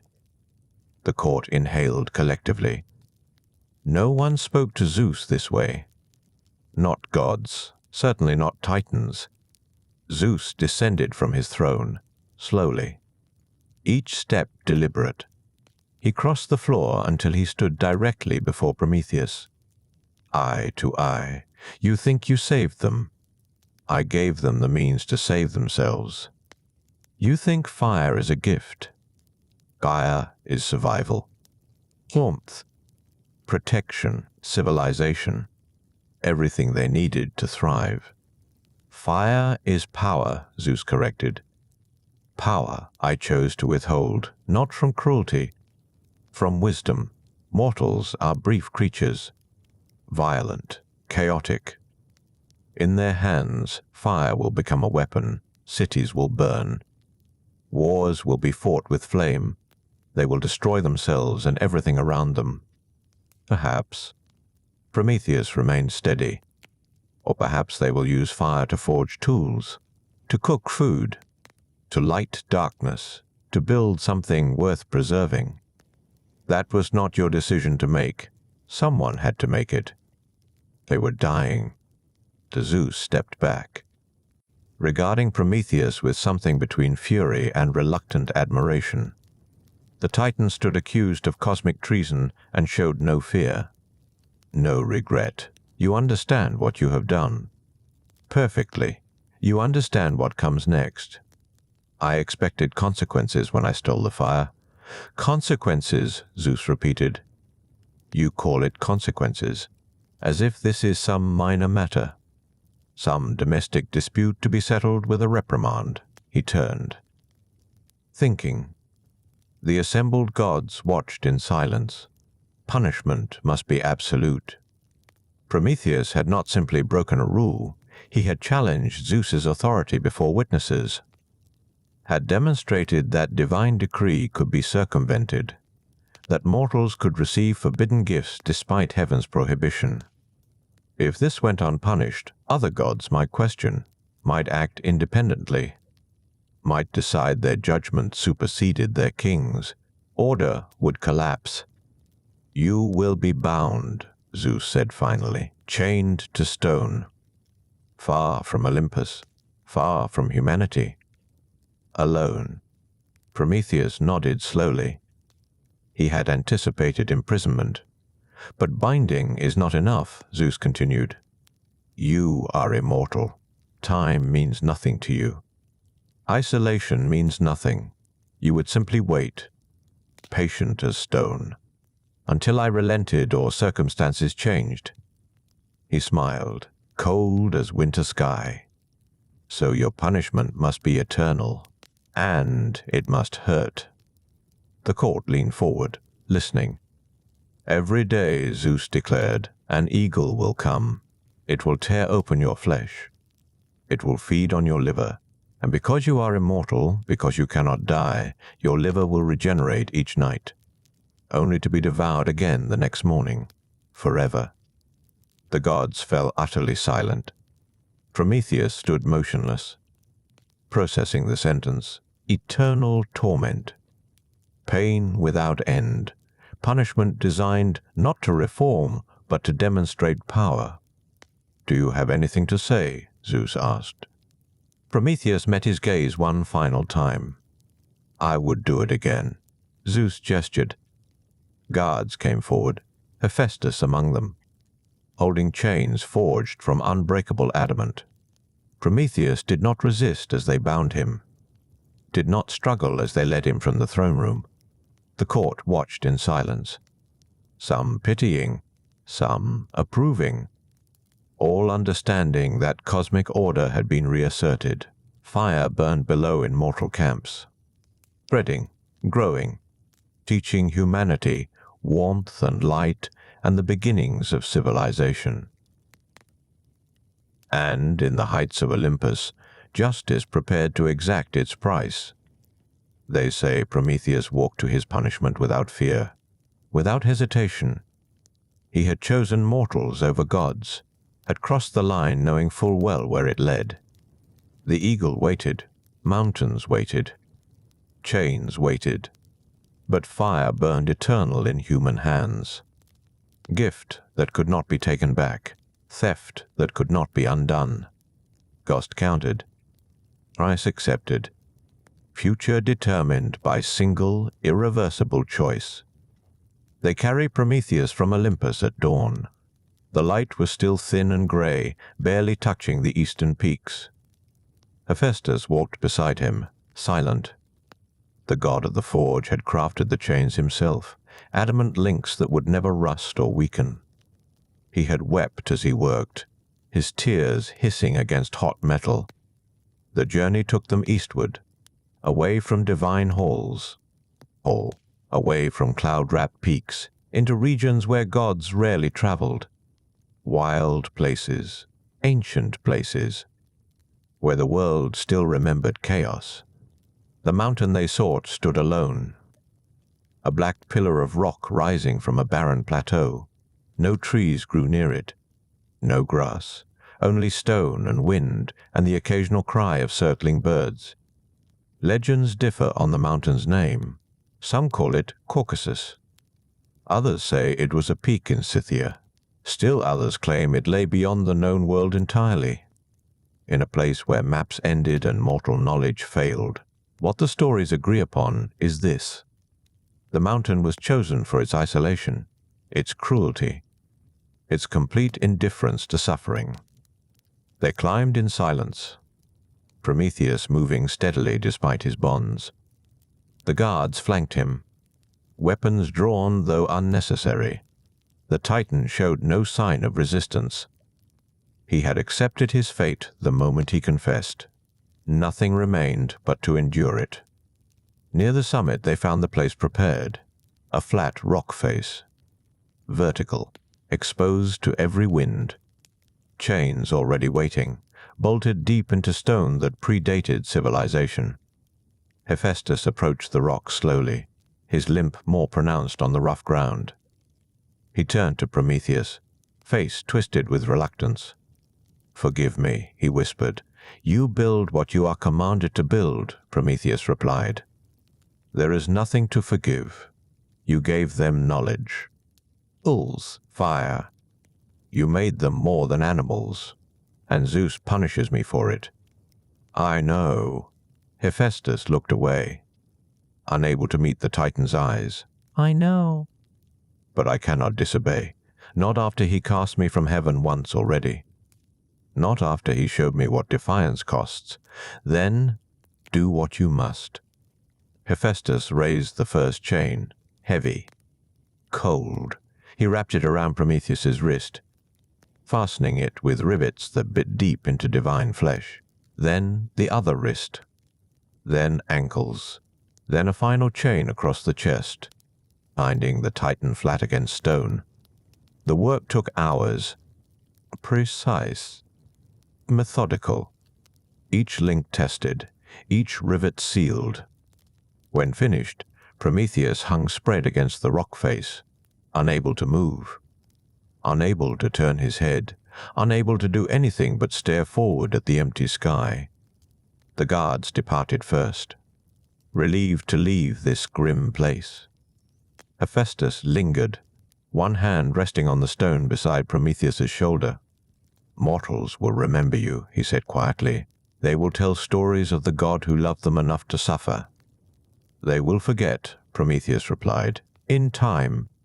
They always forget." "Perhaps. Perhaps not." Hephaestus withdrew his hand, turned, began the long descent. His footsteps faded, the wind rose, and Prometheus was alone. The first day passed slowly. He watched sunlight crawl across distant peaks, watched shadows lengthen and fade, watched night arrive with its scatter of stars. Cold came with darkness. Not the gentle cool of evening, but a deep, bitter chill that sank through stone and divine flesh alike. His body tried to shiver and could not. The chains held him too tightly. Dawn came eventually, as it always does, light bleeding slowly across the eastern horizon. Ink, then gold, then harsh white. The eagle appeared with the sun. It came from the north, a massive bird, larger than any mortal creature, feathers black as volcanic glass, eyes like polished amber, claws that gleamed silver in the new light. It circled once, twice, surveying its prey, then dropped toward the mountain, wings folding, body falling like a stone. It struck with terrible precision, talons sinking into Prometheus's torso, tearing through cloth and flesh. Ribs cracked. Blood ran. The pain was immediate and absolute. Prometheus screamed. The sound echoed across the plateau, bouncing off distant cliffs, fading into silence. The eagle worked methodically, tearing, feeding.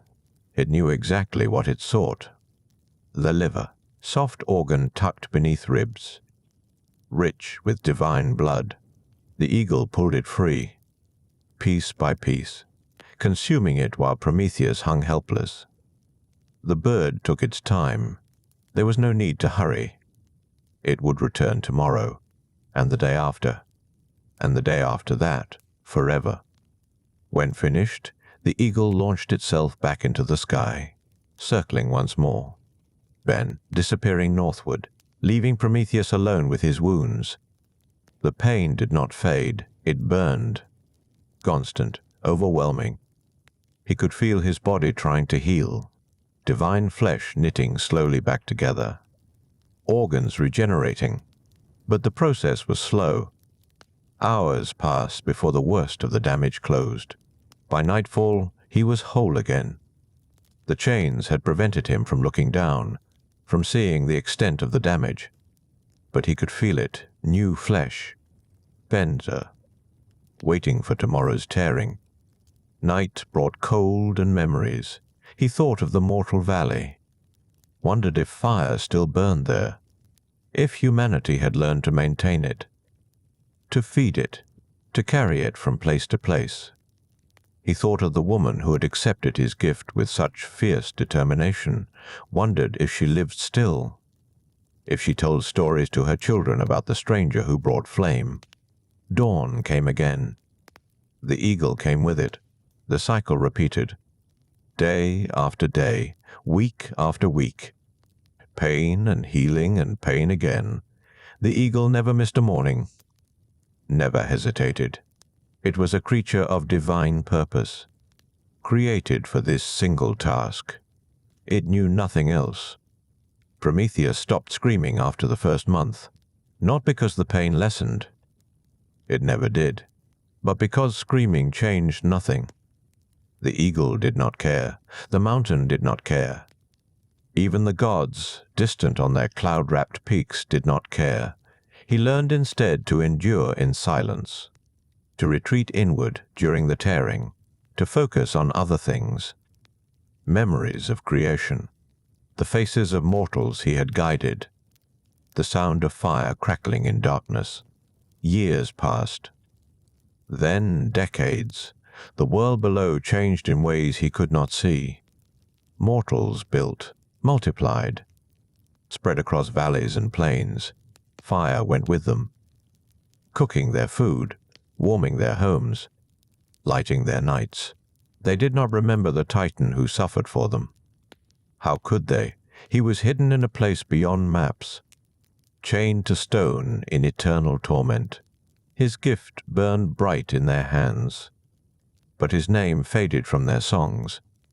On Olympus, Zeus watched and waited, checking occasionally to ensure the punishment continued, ensuring his decree remained absolute. Justice satisfied, order maintained. Example made for any god who might consider defiance. But deep in stone and silence and endless pain, Prometheus remained unbowed. He had known the cost, had accepted it, and given the choice again, he would steal the fire, would climb to heaven, would bring flame to mortals. Some prices are worth paying. Some gifts are worth giving, even when the cost is eternal. The eagle circled, the chains held. The liver grew back each night. And far below, in valleys the gods had written off, humanity learned to forge tools from heated bronze. The ancient texts speak of fire not merely as flame and heat, but as the first true division between mortal and divine existence. Before Prometheus brought his stolen gift down from heaven, the boundary between gods and humanity remained blurred in certain ways. Both ate. Both slept. Both walked beneath the same sky. Fire changed that fundamental equation. It gave mortals something the gods had never intended them to possess: the ability to transform the world itself. The scholars of later ages would debate endlessly what fire truly represented. Was it merely practical knowledge, the means to cook meat and warm shelters? Or did it carry deeper significance, independence, self-determination? The capacity to create light where none existed before. The answer, as with most questions concerning the gods, depended upon who told the story. On Olympus, the divine council held fire sacred, not because flame itself was holy, but because of what it represented: control over the elements, mastery of transformation, the power to take raw matter and reshape it according to will. When Zeus claimed dominion over heaven's lightning, he claimed also the exclusive right to determine who might wield fire's power. The Titan's theft therefore struck at something more fundamental than simple disobedience. It challenged the entire structure of divine authority. If mortals could possess fire without permission, what else might they claim? What other boundaries might they cross? Where would such defiance end? Zeus understood this instinctively. His punishment of Prometheus served not only as retribution, but as warning, a message written in chains and blood. This is what happens to those who blur the lines between mortal and immortal. This is the price of challenging heaven's decree. Yet the old tales also preserve another perspective, one whispered in valleys far from Olympus. One passed between mortal storytellers who gathered around fires they no longer questioned. They said Prometheus knew exactly what he risked, that he understood the punishment awaiting him, that he brought fire down anyway because some gifts matter more than the giver's fate. They said he watched humanity shiver in darkness and could not turn away, that he saw their potential trapped behind a wall of divine prohibition, that he chose to break that wall knowing full well the cost. Whether such claims held truth or merely served to comfort those who burned wood in their hearths, none could say with certainty. The Titan himself spoke rarely during his long captivity, and when he did speak, it was often in riddles or silence. The nature of the eagle that tore him daily became itself a subject of mythological debate. Some accounts described it as a natural creature, merely uncommonly large and trained to specific purpose. Others claimed it was something else entirely, a beast fashioned by Zeus himself from storm cloud and vengeance, given form only to inflict suffering. The oracle at Dodona, when questioned about such matters, offered this response: the form matters less than the function. Whether bird or divine instrument, it serves the same eternal purpose. Which was no answer at all, as oracles often preferred. What remained undisputed across all versions of the tale was the regeneration itself. Each night, Prometheus's liver grew back. Each morning, the eagle returned to tear it free. The cycle never varied, never weakened. The wound always fresh. The pain always immediate. Divine flesh possessed properties mortal bodies could never match. It did not age, did not sicken, did not fail in the ways human tissue inevitably failed, but neither did it grow numb to repeated trauma. The capacity for suffering remained as sharp as it had been on the first morning. This was the true genius of Zeus's punishment. Not the pain itself, but its endlessness. The certainty that tomorrow would bring exactly what today had brought. That there would never be adaptation, never be relief. Only the eternal return of talon and tearing and blood, centuries accumulated like dust on stone. The world below transformed in ways the chained Titan could only imagine. Mortals discovered agriculture, built cities, developed written language, created art and music and philosophy. All the gifts that fire's theft had made possible bloomed across the earth in patterns too complex to predict. Bronze gave way to iron. Simple tools became sophisticated instruments.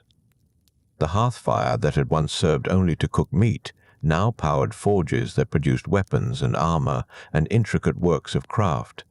Some mortals remembered the gift-giver.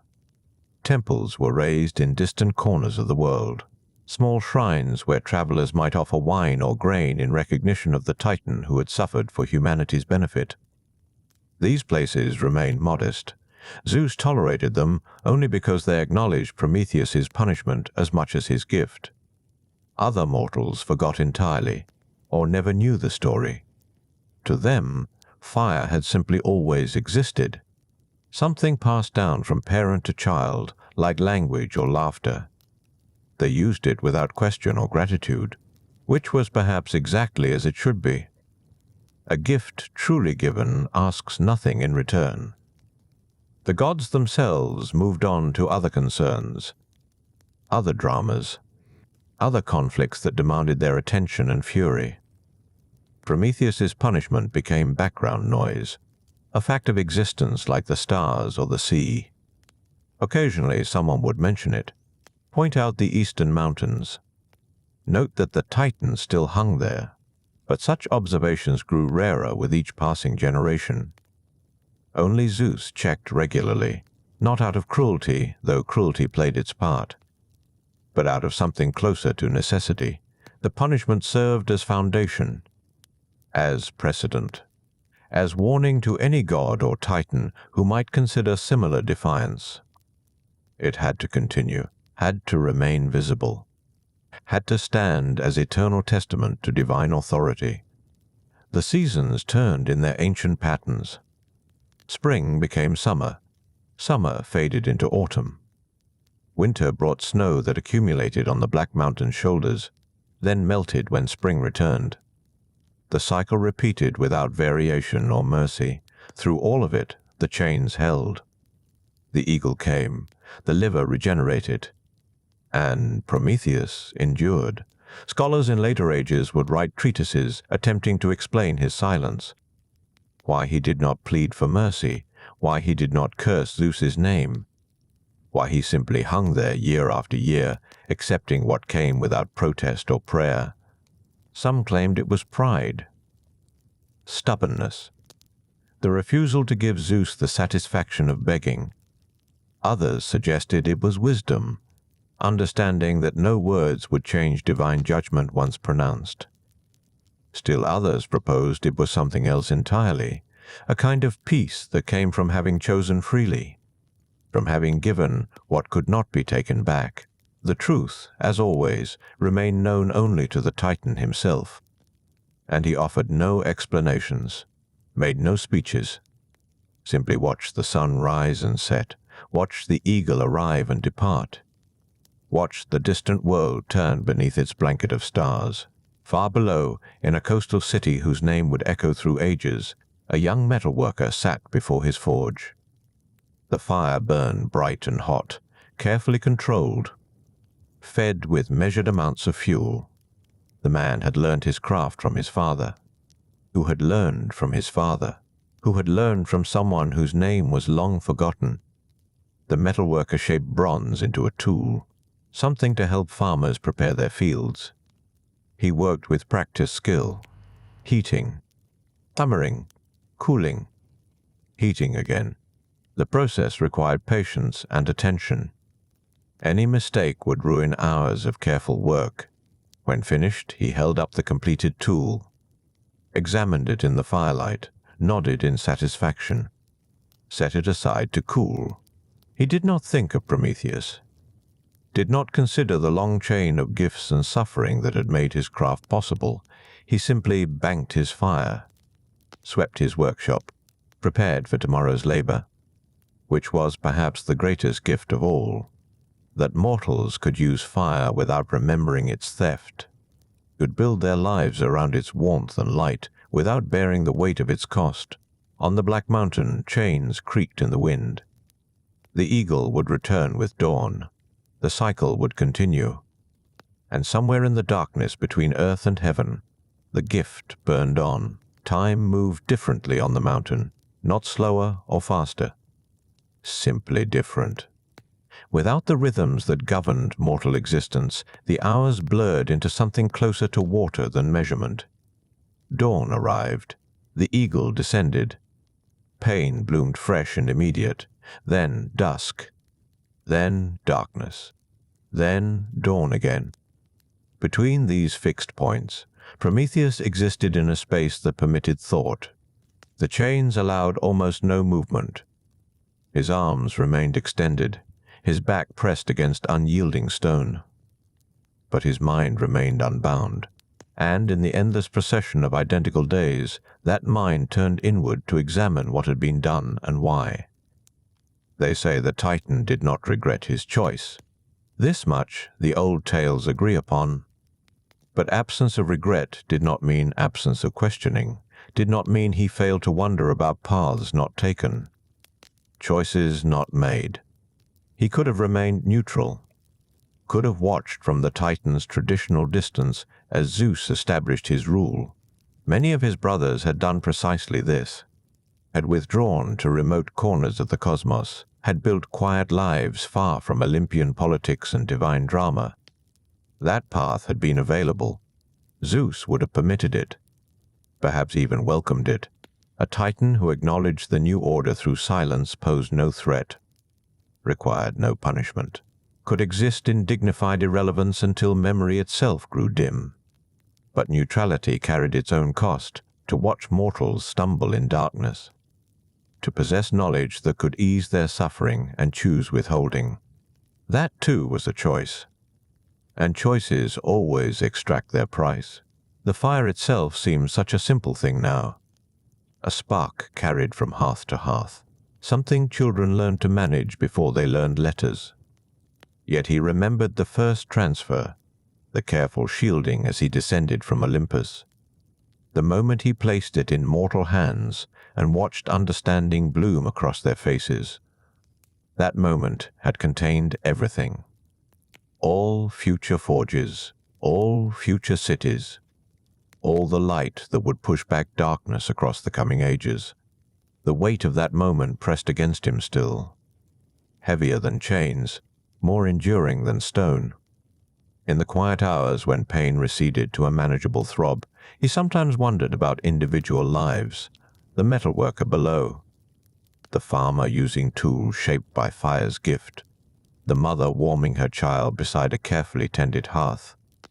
Did they find joy in their labors? Did the gift serve them well? These questions had no answers, could never have answers. The gulf between divine and mortal existence remained too vast for such precise knowledge. He could see cities from this height, could watch their lights appear each evening like earthbound stars, but the lives within those lights remained mysteries. Perhaps that was appropriate. A gift giver does not control how gifts are used, cannot demand specific outcomes or particular gratitude. The giving itself must be sufficient. The rest belongs to those who receive. He thought often of his brother Titans, those who had fought against the Olympians in the Great War. They too hung in chains, or wandered in exile, or served sentences of their own design. Atlas held the sky with shoulders that would never tire or fail, an eternal burden for eternal defiance. They had chosen their path as he had chosen his, had weighed consequences and acted according to their nature. No Titan had stumbled into punishment accidentally. Each sentence reflected understanding of what defiance meant, what it would cost, what it might achieve. The difference lay in purpose. The war had been about power, about who would rule, about maintaining what had been or preventing what might come. His own defiance served a different end, not preservation of the past or seizure of the future, simply compassion for creatures who needed help and could not ask for it. Whether that distinction mattered, he could not say. Zeus had punished both equally, had demonstrated that motive meant nothing beside the fact of disobedience. The king of gods acknowledged only authority and its violation. The reasons behind violation were philosophy. And philosophy changed nothing about consequences. Still, the thought persisted. If he could return to that moment, stand again in Olympus with the stolen fire burning in his hands, would he choose differently? The answer formed without hesitation or doubt. He would not. Not because the punishment seemed bearable. It did not. Not because he possessed certainty about outcomes. He did not. But because the alternative meant complicity, meant becoming the kind of power that hoards what it does not need, that watches suffering and calls it natural order. Better this.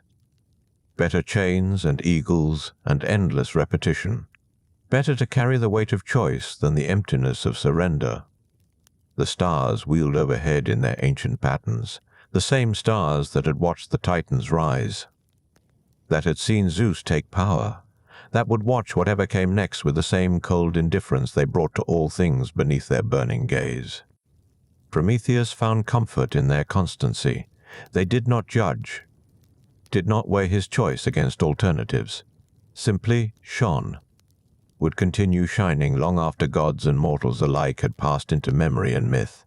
Somewhere below, the metalworker slept, his fire banked but not extinguished, ready to be coaxed back to life when morning came, ready to serve whatever purpose tomorrow required. The Titan closed his eyes. Not in sleep. Immortals did not require sleep, but in something similar, a withdrawal from external sensation into a space where thought moved slow and deep as underground rivers. He considered the nature of time itself, how it stretched or contracted depending on what filled it. The moments when the eagle struck seemed to last ages, The quiet hours between dawn and dusk passed like shadows across stone. Yet measured by seasons and centuries, it all blurred into uniformity. Mortals experienced time differently. He had observed this long ago. Their brief spans forced them to compress experience, to extract meaning from days that gods would dismiss as insignificant. They built their entire existence inside what amounted to a divine eye blink. Perhaps that was why the gift mattered so profoundly. Fire gave them time, stretched their days by pushing back the darkness, allowed work that required light and warmth to continue beyond sunset's natural boundary. Each hour gained represented a small victory against their fundamental limitation. He hoped they used those hours well. Hoped they gathered around their fires not only for practical purpose, but for joy, for storytelling, for the simple pleasure of watching flames dance and listening to wood crackle, for the reminder that light persists even when darkness seems absolute. The wind shifted, brought with it the scent of distant rain. Weather patterns that meant nothing to immortal flesh, but everything to the world below. Those rains would feed crops, fill rivers, sustain the endless cycle of growth and harvest that fire's gift had made possible. Prometheus opened his eyes, watched clouds gather in the western sky, watched them move across the darkening blue like thoughts across consciousness, slow, purposeful, following patterns too complex for prediction but too consistent for randomness. The chains held him steady. The stone remained cold against his back. Dawn would bring the eagle. The cycle would continue. But in this moment, suspended between suffering past and suffering future, he found something that might have been peace. Not peace born of resolution. Not the peace of punishment ended or wrongs made right, but the peace that comes from having chosen truly, from having acted according to nature regardless of consequence, from knowing that when the moment came, he had not looked away. Below, the first evening fires began to appear. Small points of light scattered across the darkening landscape. Each one a testament, each one a continuation. Each one burning because a choice had been made and a price accepted. The gift endured. Whatever else might be questioned or doubted, that remained certain. The fire burned on.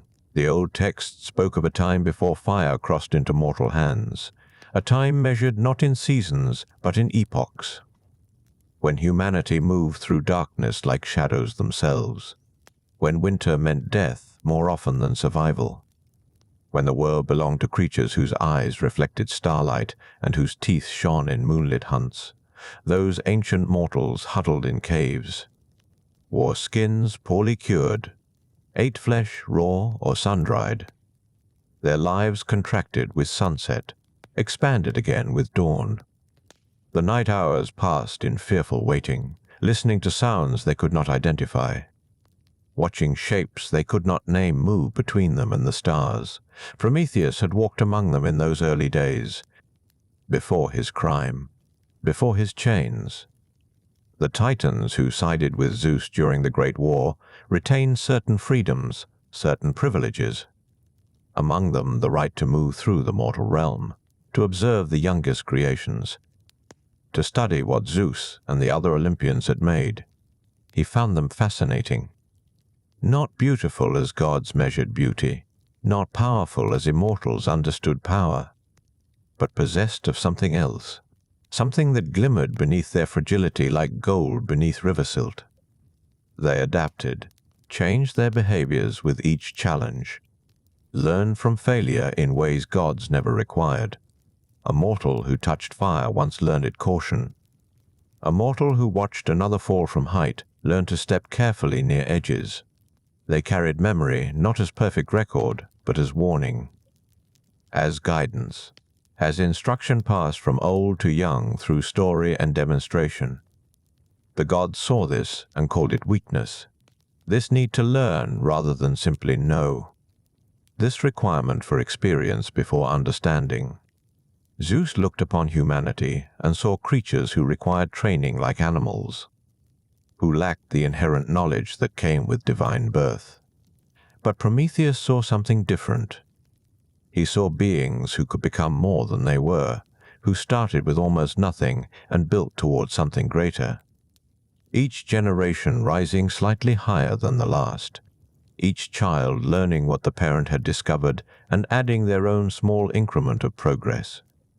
They invented tools, simple at first, stones shaped to cut, branches stripped and sharpened. Then more complex, handles attached to blades, containers woven from reeds, shelters constructed from materials they gathered and arranged. Each innovation spreading through communities like ripples across water, each improvement remembered and refined. Without fire they managed these things, through patience and observation and the slow accumulation of knowledge that came from countless small attempts. But their progress remained limited, bounded by what raw materials and daylight hours could provide. The forge remained beyond them. Metal stayed locked in earth and stone. The shaping of ore into bronze required heat that only flame could produce. The preservation of food through cooking remained impossible. The extension of working hours into darkness could not happen. The warmth needed to survive harsh winters in northern regions did not exist. Prometheus watched and calculated, measured what they had achieved against what they might achieve, considered the gulf between current reality and potential future. The distance seemed vast but not insurmountable, required only one element, one gift that would unlock doors currently sealed. Other Titans dismissed such thinking.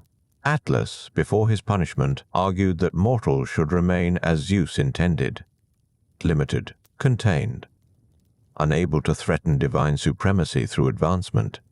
Epimetheus, his own brother, counseled acceptance of established order, warned against interference in Zeus's design. The gods themselves showed little interest in mortal development, visited the realm below primarily for entertainment, for lovers who aged quickly and died, for worship at shrines built with primitive tools, for the satisfaction of being praised by creatures who possessed no choice but reverence. Only Athena showed curiosity similar to Prometheus's own. She taught mortals certain crafts: weaving, pottery, the cultivation of olives. But she worked within Zeus's constraints, offered only what gained approval from Olympus, stayed carefully inside boundaries that preserved divine advantage.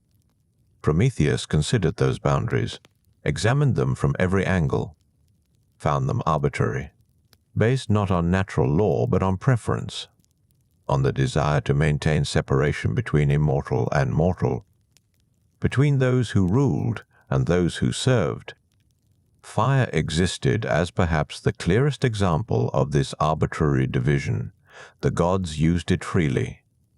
Hephaestus worked his forge with flames that could melt stone. Hestia tended an eternal hearth that burned without consuming fuel. Apollo drove the sun across the sky in a chariot of fire that illuminated the entire world. Yet mortals could not access even the smallest spark, could not create the weakest flame, must wait for lightning to strike dry wood if they wished to glimpse what gods commanded at will. And such natural fire proved difficult to maintain, required constant attention, died easily. Left communities in darkness again after brief periods of light. The inequality seemed designed to emphasize difference, to demonstrate that gods possessed what mortals lacked, to maintain hierarchy through controlled scarcity of resources. Fire became symbol as much as substance, represented the gap between divine and human, marked the boundary that should not be crossed. Stories from that era describe a world divided into separate spheres: Olympus above, mortal realm below, the underworld deeper still, each layer distinct, each population confined to appropriate level. Movement between spheres occurred only at divine discretion, only when gods descended to pursue their interests. Mortals could not ascend, could not approach Olympus uninvited. The mountain itself became metaphor for this separation, rising so high that clouds obscured its peak, shining with light that came from no visible sun, surrounded by barriers that turned back any who attempted the climb without permission. Prometheus had walked those halls, stood in chambers where ambrosia flowed like water and music played without musicians, witnessed the casual abundance that characterized Olympian existence, seen how gods discarded what mortals would treasure, how they wasted what others desperately needed. The contrast haunted him, remained present in his thoughts when he returned to the mortal realm, made the darkness there seem darker, the cold seem colder, the limitations seem less like natural boundaries and more like imposed restrictions. He began to form questions that had no safe answers. Why should immortals hoard what they could share without cost? Why should mortals struggle in darkness when light existed in unlimited supply? Why should hierarchy rest on controlled deprivation rather than recognized difference? The questions led to others, about justice, about mercy, about the obligations power carried toward powerlessness, about whether order required inequality or merely assumed it out of habit and convenience. Zeus would call such thinking dangerous, rebellious, a rejection of proper cosmic structure. The king of gods understood rule through dominance, through the demonstration that some possessed what others could never obtain, through maintaining clear distinctions between levels of existence. But Prometheus belonged to an older generation, remembered the time before Zeus, before Olympus claimed supremacy, before the current order established itself as eternal and unchangeable. He knew that structures appearing permanent had been recently constructed, that arrangements seeming natural were actually chosen. The knowledge created possibility, suggested that what had been decided could be decided differently, that the gap between divine and mortal need not remain as wide as Zeus preferred, that one small gift might alter everything without destroying fundamental cosmic balance. Fire, simple fire, flame that could be carried in a fennel stalk, spark that could be transferred to tinder and coaxed into steady burning. The smallest fraction of what gods possessed in abundance, enough to change a world. The choice formed slowly, not through sudden revelation, but through accumulated observation, through seasons of watching mortals struggle, through long consideration of consequences both immediate and distant, through calculation that weighed risk against benefit and found the balance acceptable. When decision crystallized into action, the act itself proved remarkably simple. A spark taken, a coal carried, a gift transferred from divine hands to mortal ones, then descent from Olympus, journey across the space between realms, arrival at a community where darkness had just fallen and people huddled together for warmth that would not come. The old records preserve what happened next, how flames spread, how knowledge transferred, how the gift multiplied across the mortal world like seeds scattered in fertile soil. But they preserve also what followed, the rage that shook Olympus when theft was discovered, the judgment that could have only one conclusion, the punishment designed to demonstrate that certain boundaries must not be crossed regardless of reason or compassion. The eagle would come with morning. The cycle would continue, but the fire burned still in the world below, burned and would keep burning. That certainty remained, would remain when these chains rusted to nothing and this stone crumbled to dust. The accounts agree on what followed the theft. Zeus discovered the transgression within hours. The missing flame left traces visible only to divine sight, smoke rising from mortal settlements where no smoke had risen before, light glowing in valleys that should have held only darkness, the evidence unmistakable, undeniable. The king of gods summoned his council immediately. Thunder rolled across Olympus as the pantheon gathered.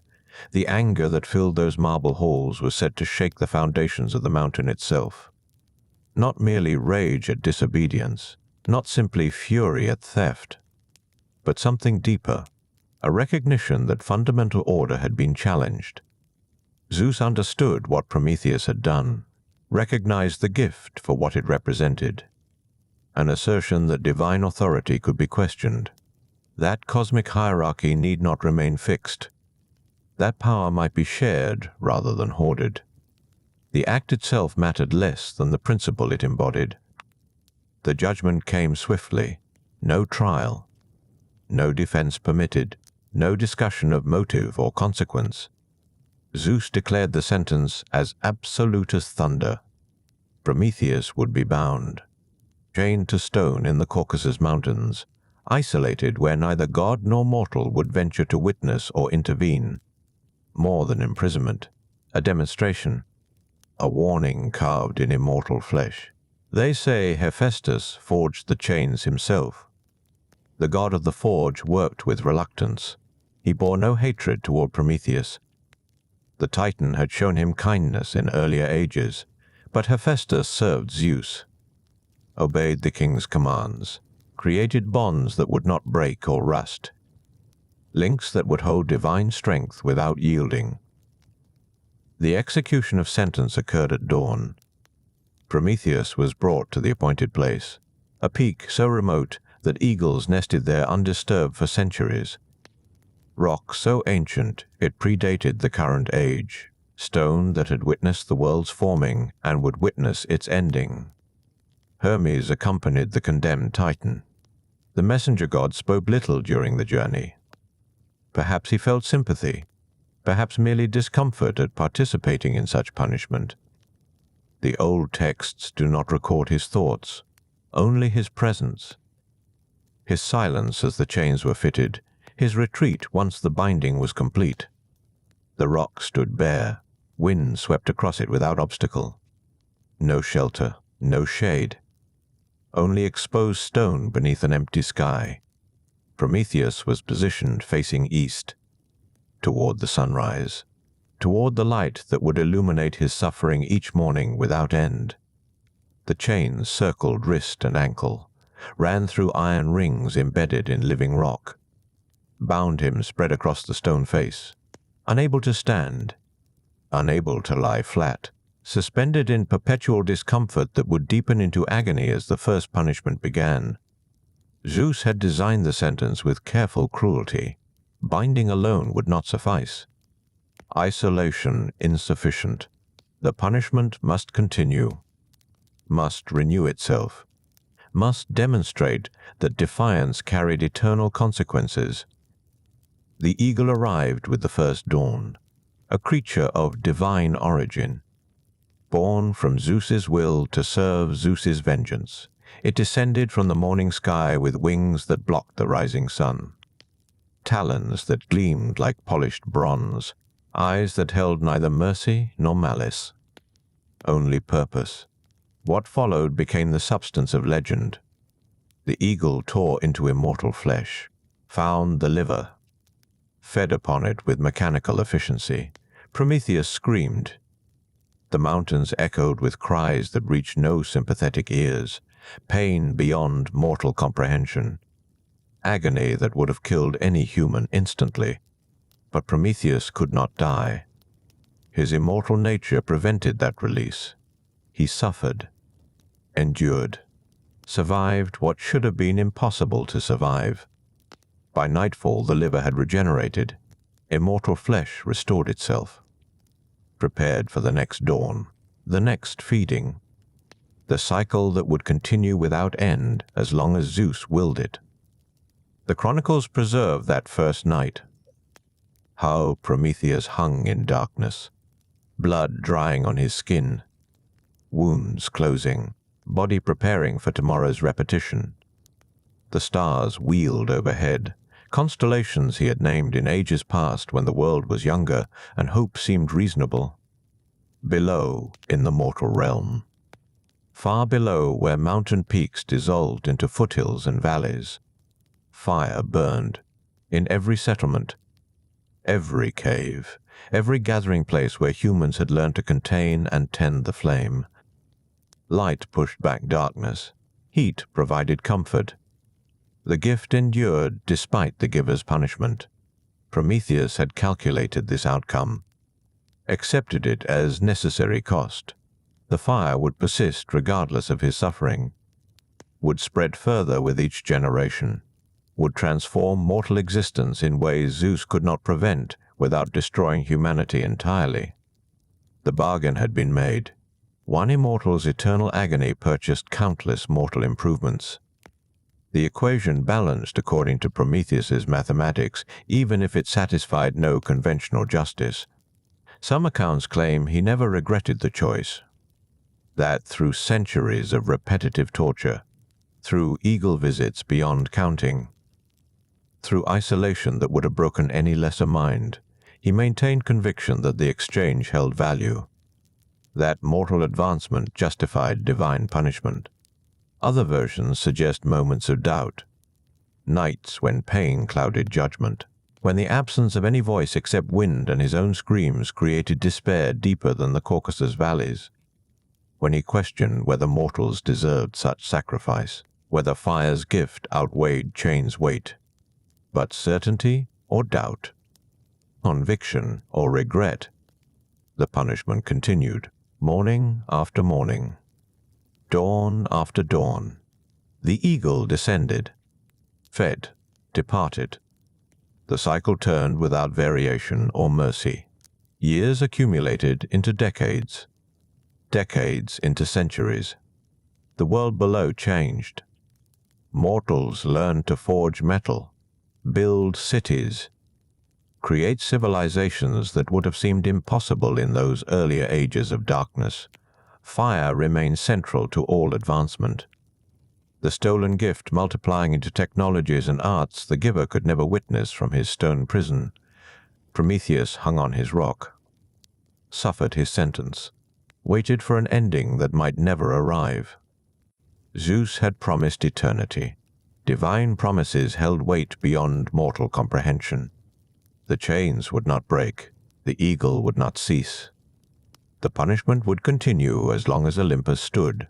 Yet the old tales whisper of possibilities, of prophecies Zeus feared, of secrets Prometheus possessed, of bargains that might someday be struck.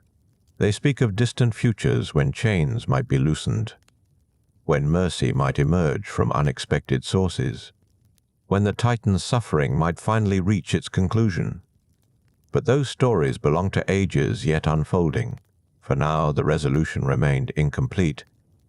The punishment endured, the fire burned below, and on a lonely peak where eagles nested and wind carved stone into strange shapes, an immortal paid the price for his compassion toward those who would never know his name. The seasons turned below.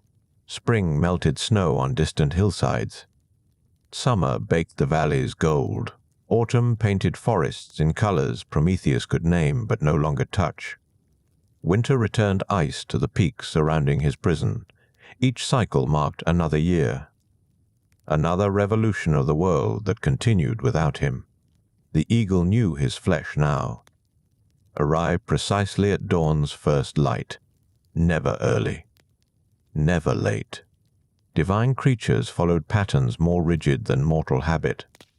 Its descent had become familiar as breathing, the shadow crossing his vision, the weight landing on his suspended body. The first tearing that announced the day's suffering. Pain did not diminish with repetition.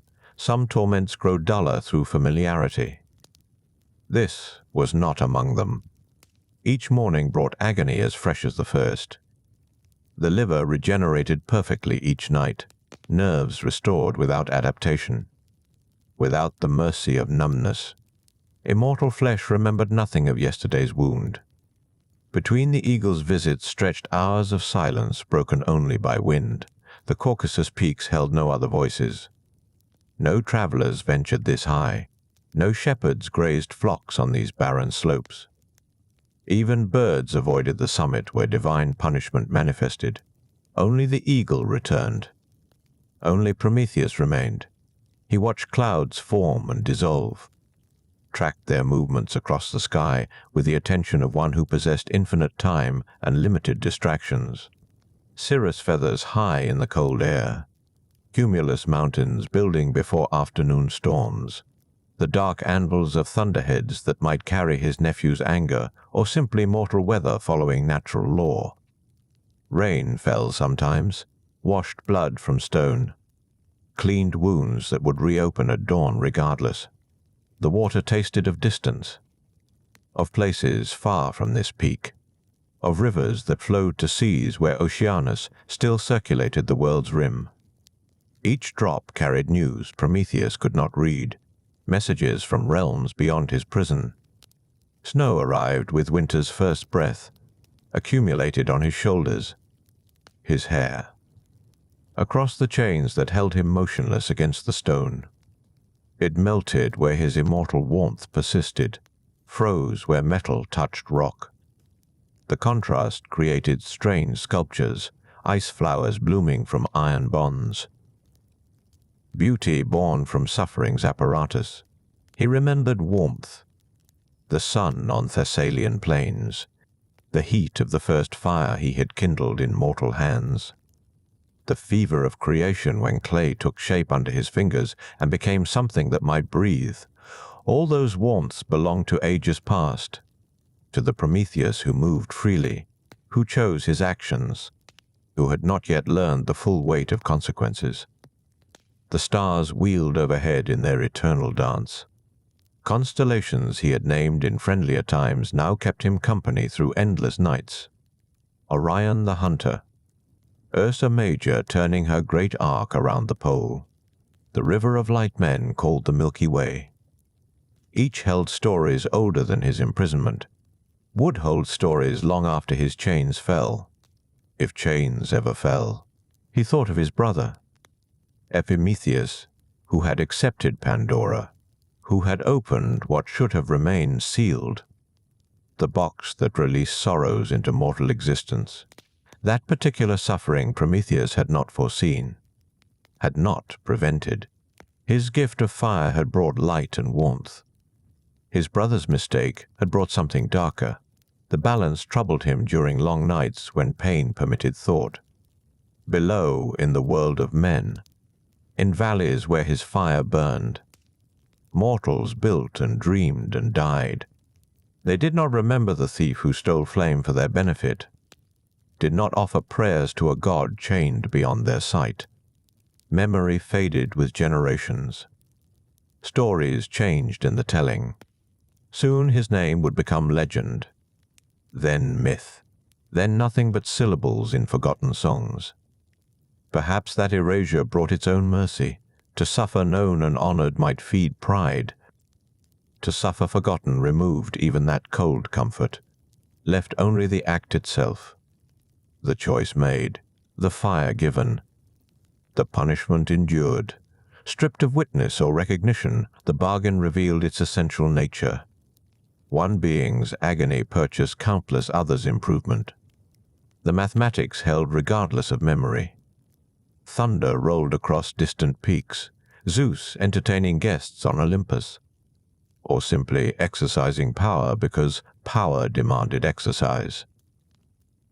The sound reached Prometheus faintly, reminder that the one who bound him still ruled, still commanded storms, still sat the throne no other could claim, reminder that mercy must come from that throne or not at all.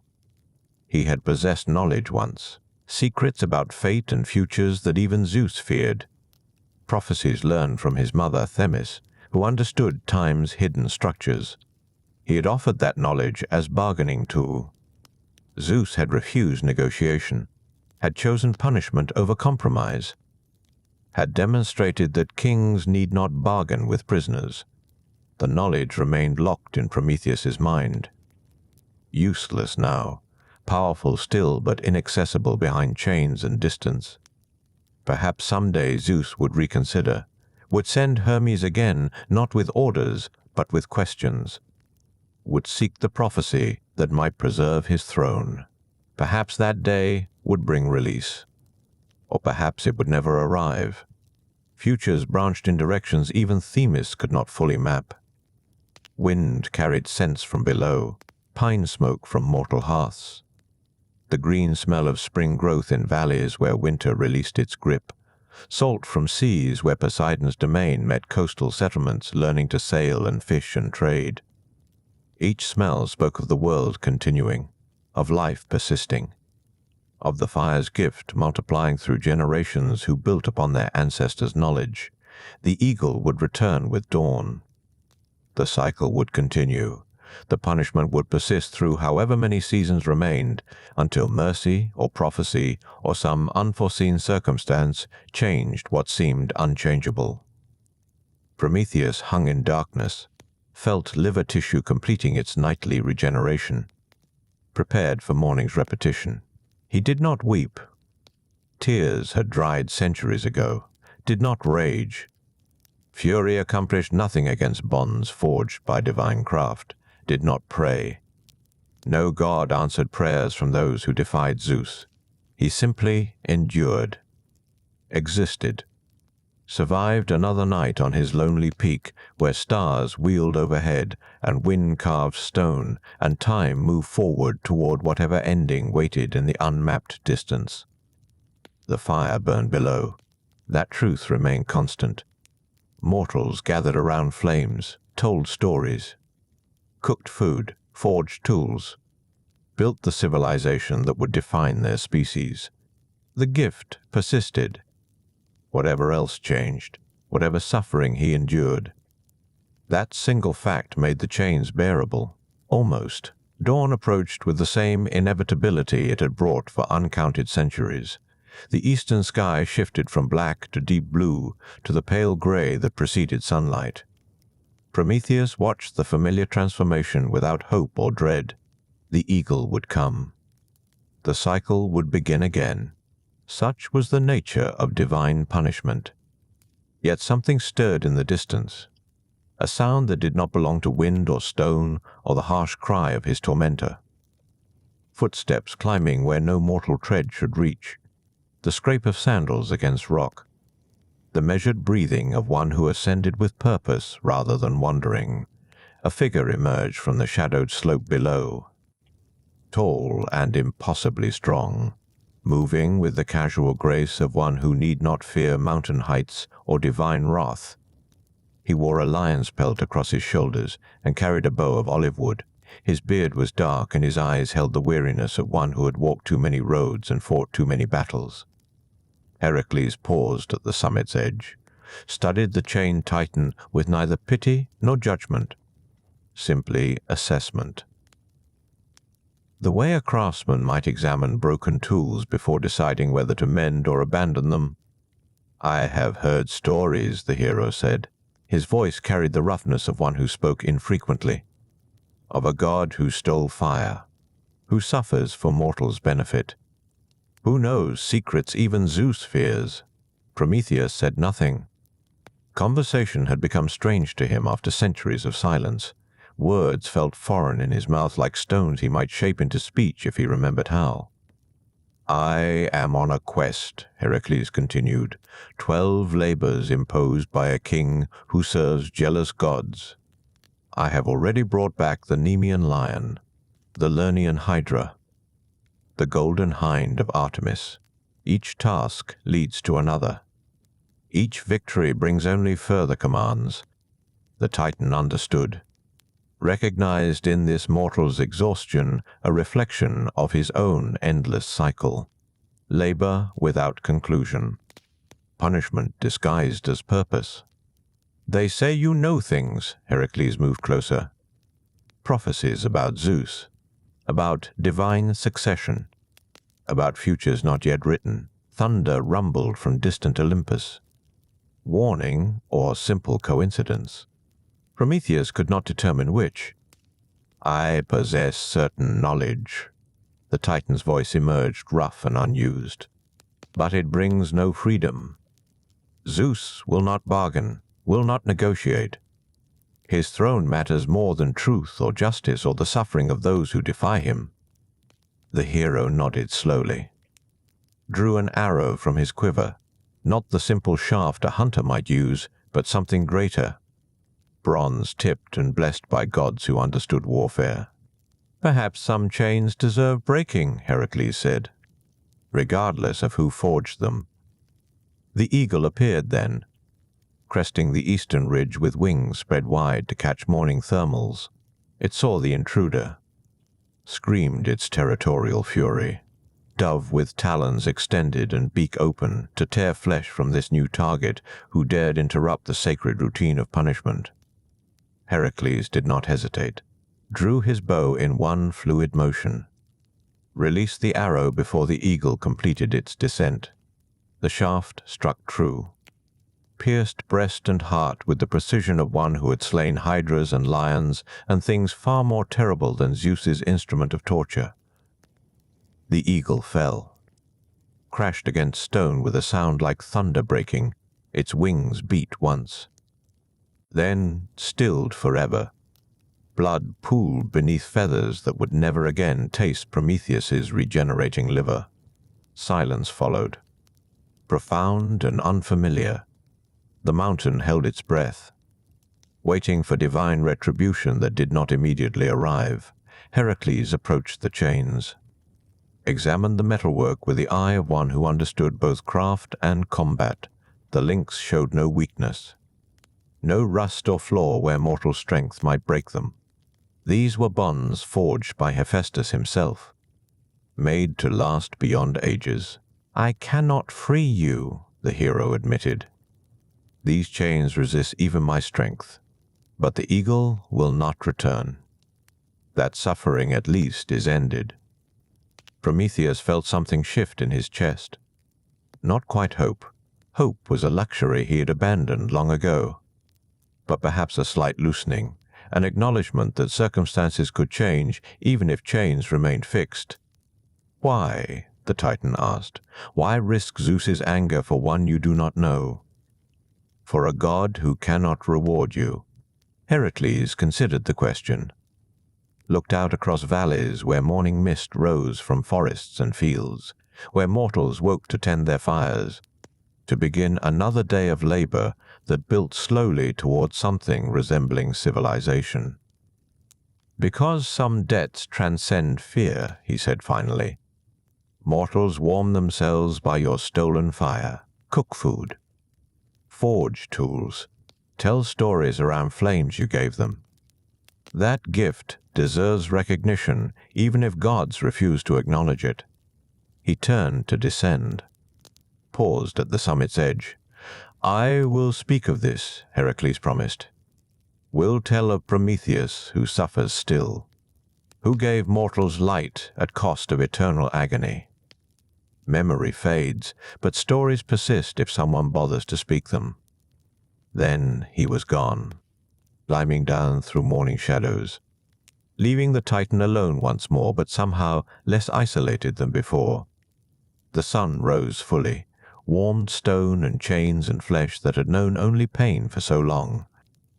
No eagle came to tear, no divine punishment descended to replace what Heracles had slain. Perhaps Zeus was occupied with other concerns. Perhaps he had not yet noticed the disruption. Perhaps he simply did not care enough to respond immediately. Prometheus hung in his bonds and felt the day progress without the familiar rhythm of torture. His liver remained intact, his flesh unpunctured.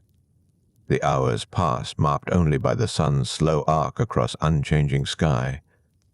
What happened next is lost to time, but the story itself endures. Each generation finds new meaning in the ancient words. Some say Heracles eventually returned with means to break the chains themselves. Others claim Prometheus remained bound until prophecy forced Zeus to grant release. Still others insist the Titan hangs there still on some forgotten peak where suffering continues beyond mortal sight. The tales diverge, the details blur, but the essential truth remains constant. One being defied the gods, stole fire from heaven, gave mortals the gift that would define their species, and paid for that theft with suffering that should have broken any creature divine or otherwise. Yet the fire still burns in the world below, in hearths and forges and festival flames, in every spark struck from flint, in every torch carried against darkness. Prometheus's gift persists through all the ages that follow, through empires that rise and fall, through civilizations that build and crumble and rebuild again. The chains may hold forever, or they may break tomorrow. Such questions belong to prophecy and futures not yet written. For now the story rests where all stories eventually settle, in the space between memory and legend, between truth and myth, between the fire that was stolen and the light that will never quite fade. If you found peace in these ancient tales and wish to return to Olympus Dreams for more journeys through mythology's quieter corners, your company is always welcome. But whether you return or simply drift into deeper sleep, may the stories linger gently as you rest. The stars continue their wheel overhead. The mountain stands eternal. And somewhere in the distance, where mortal voices gather around flames, the name Prometheus is spoken one more time before fading into silence and dream.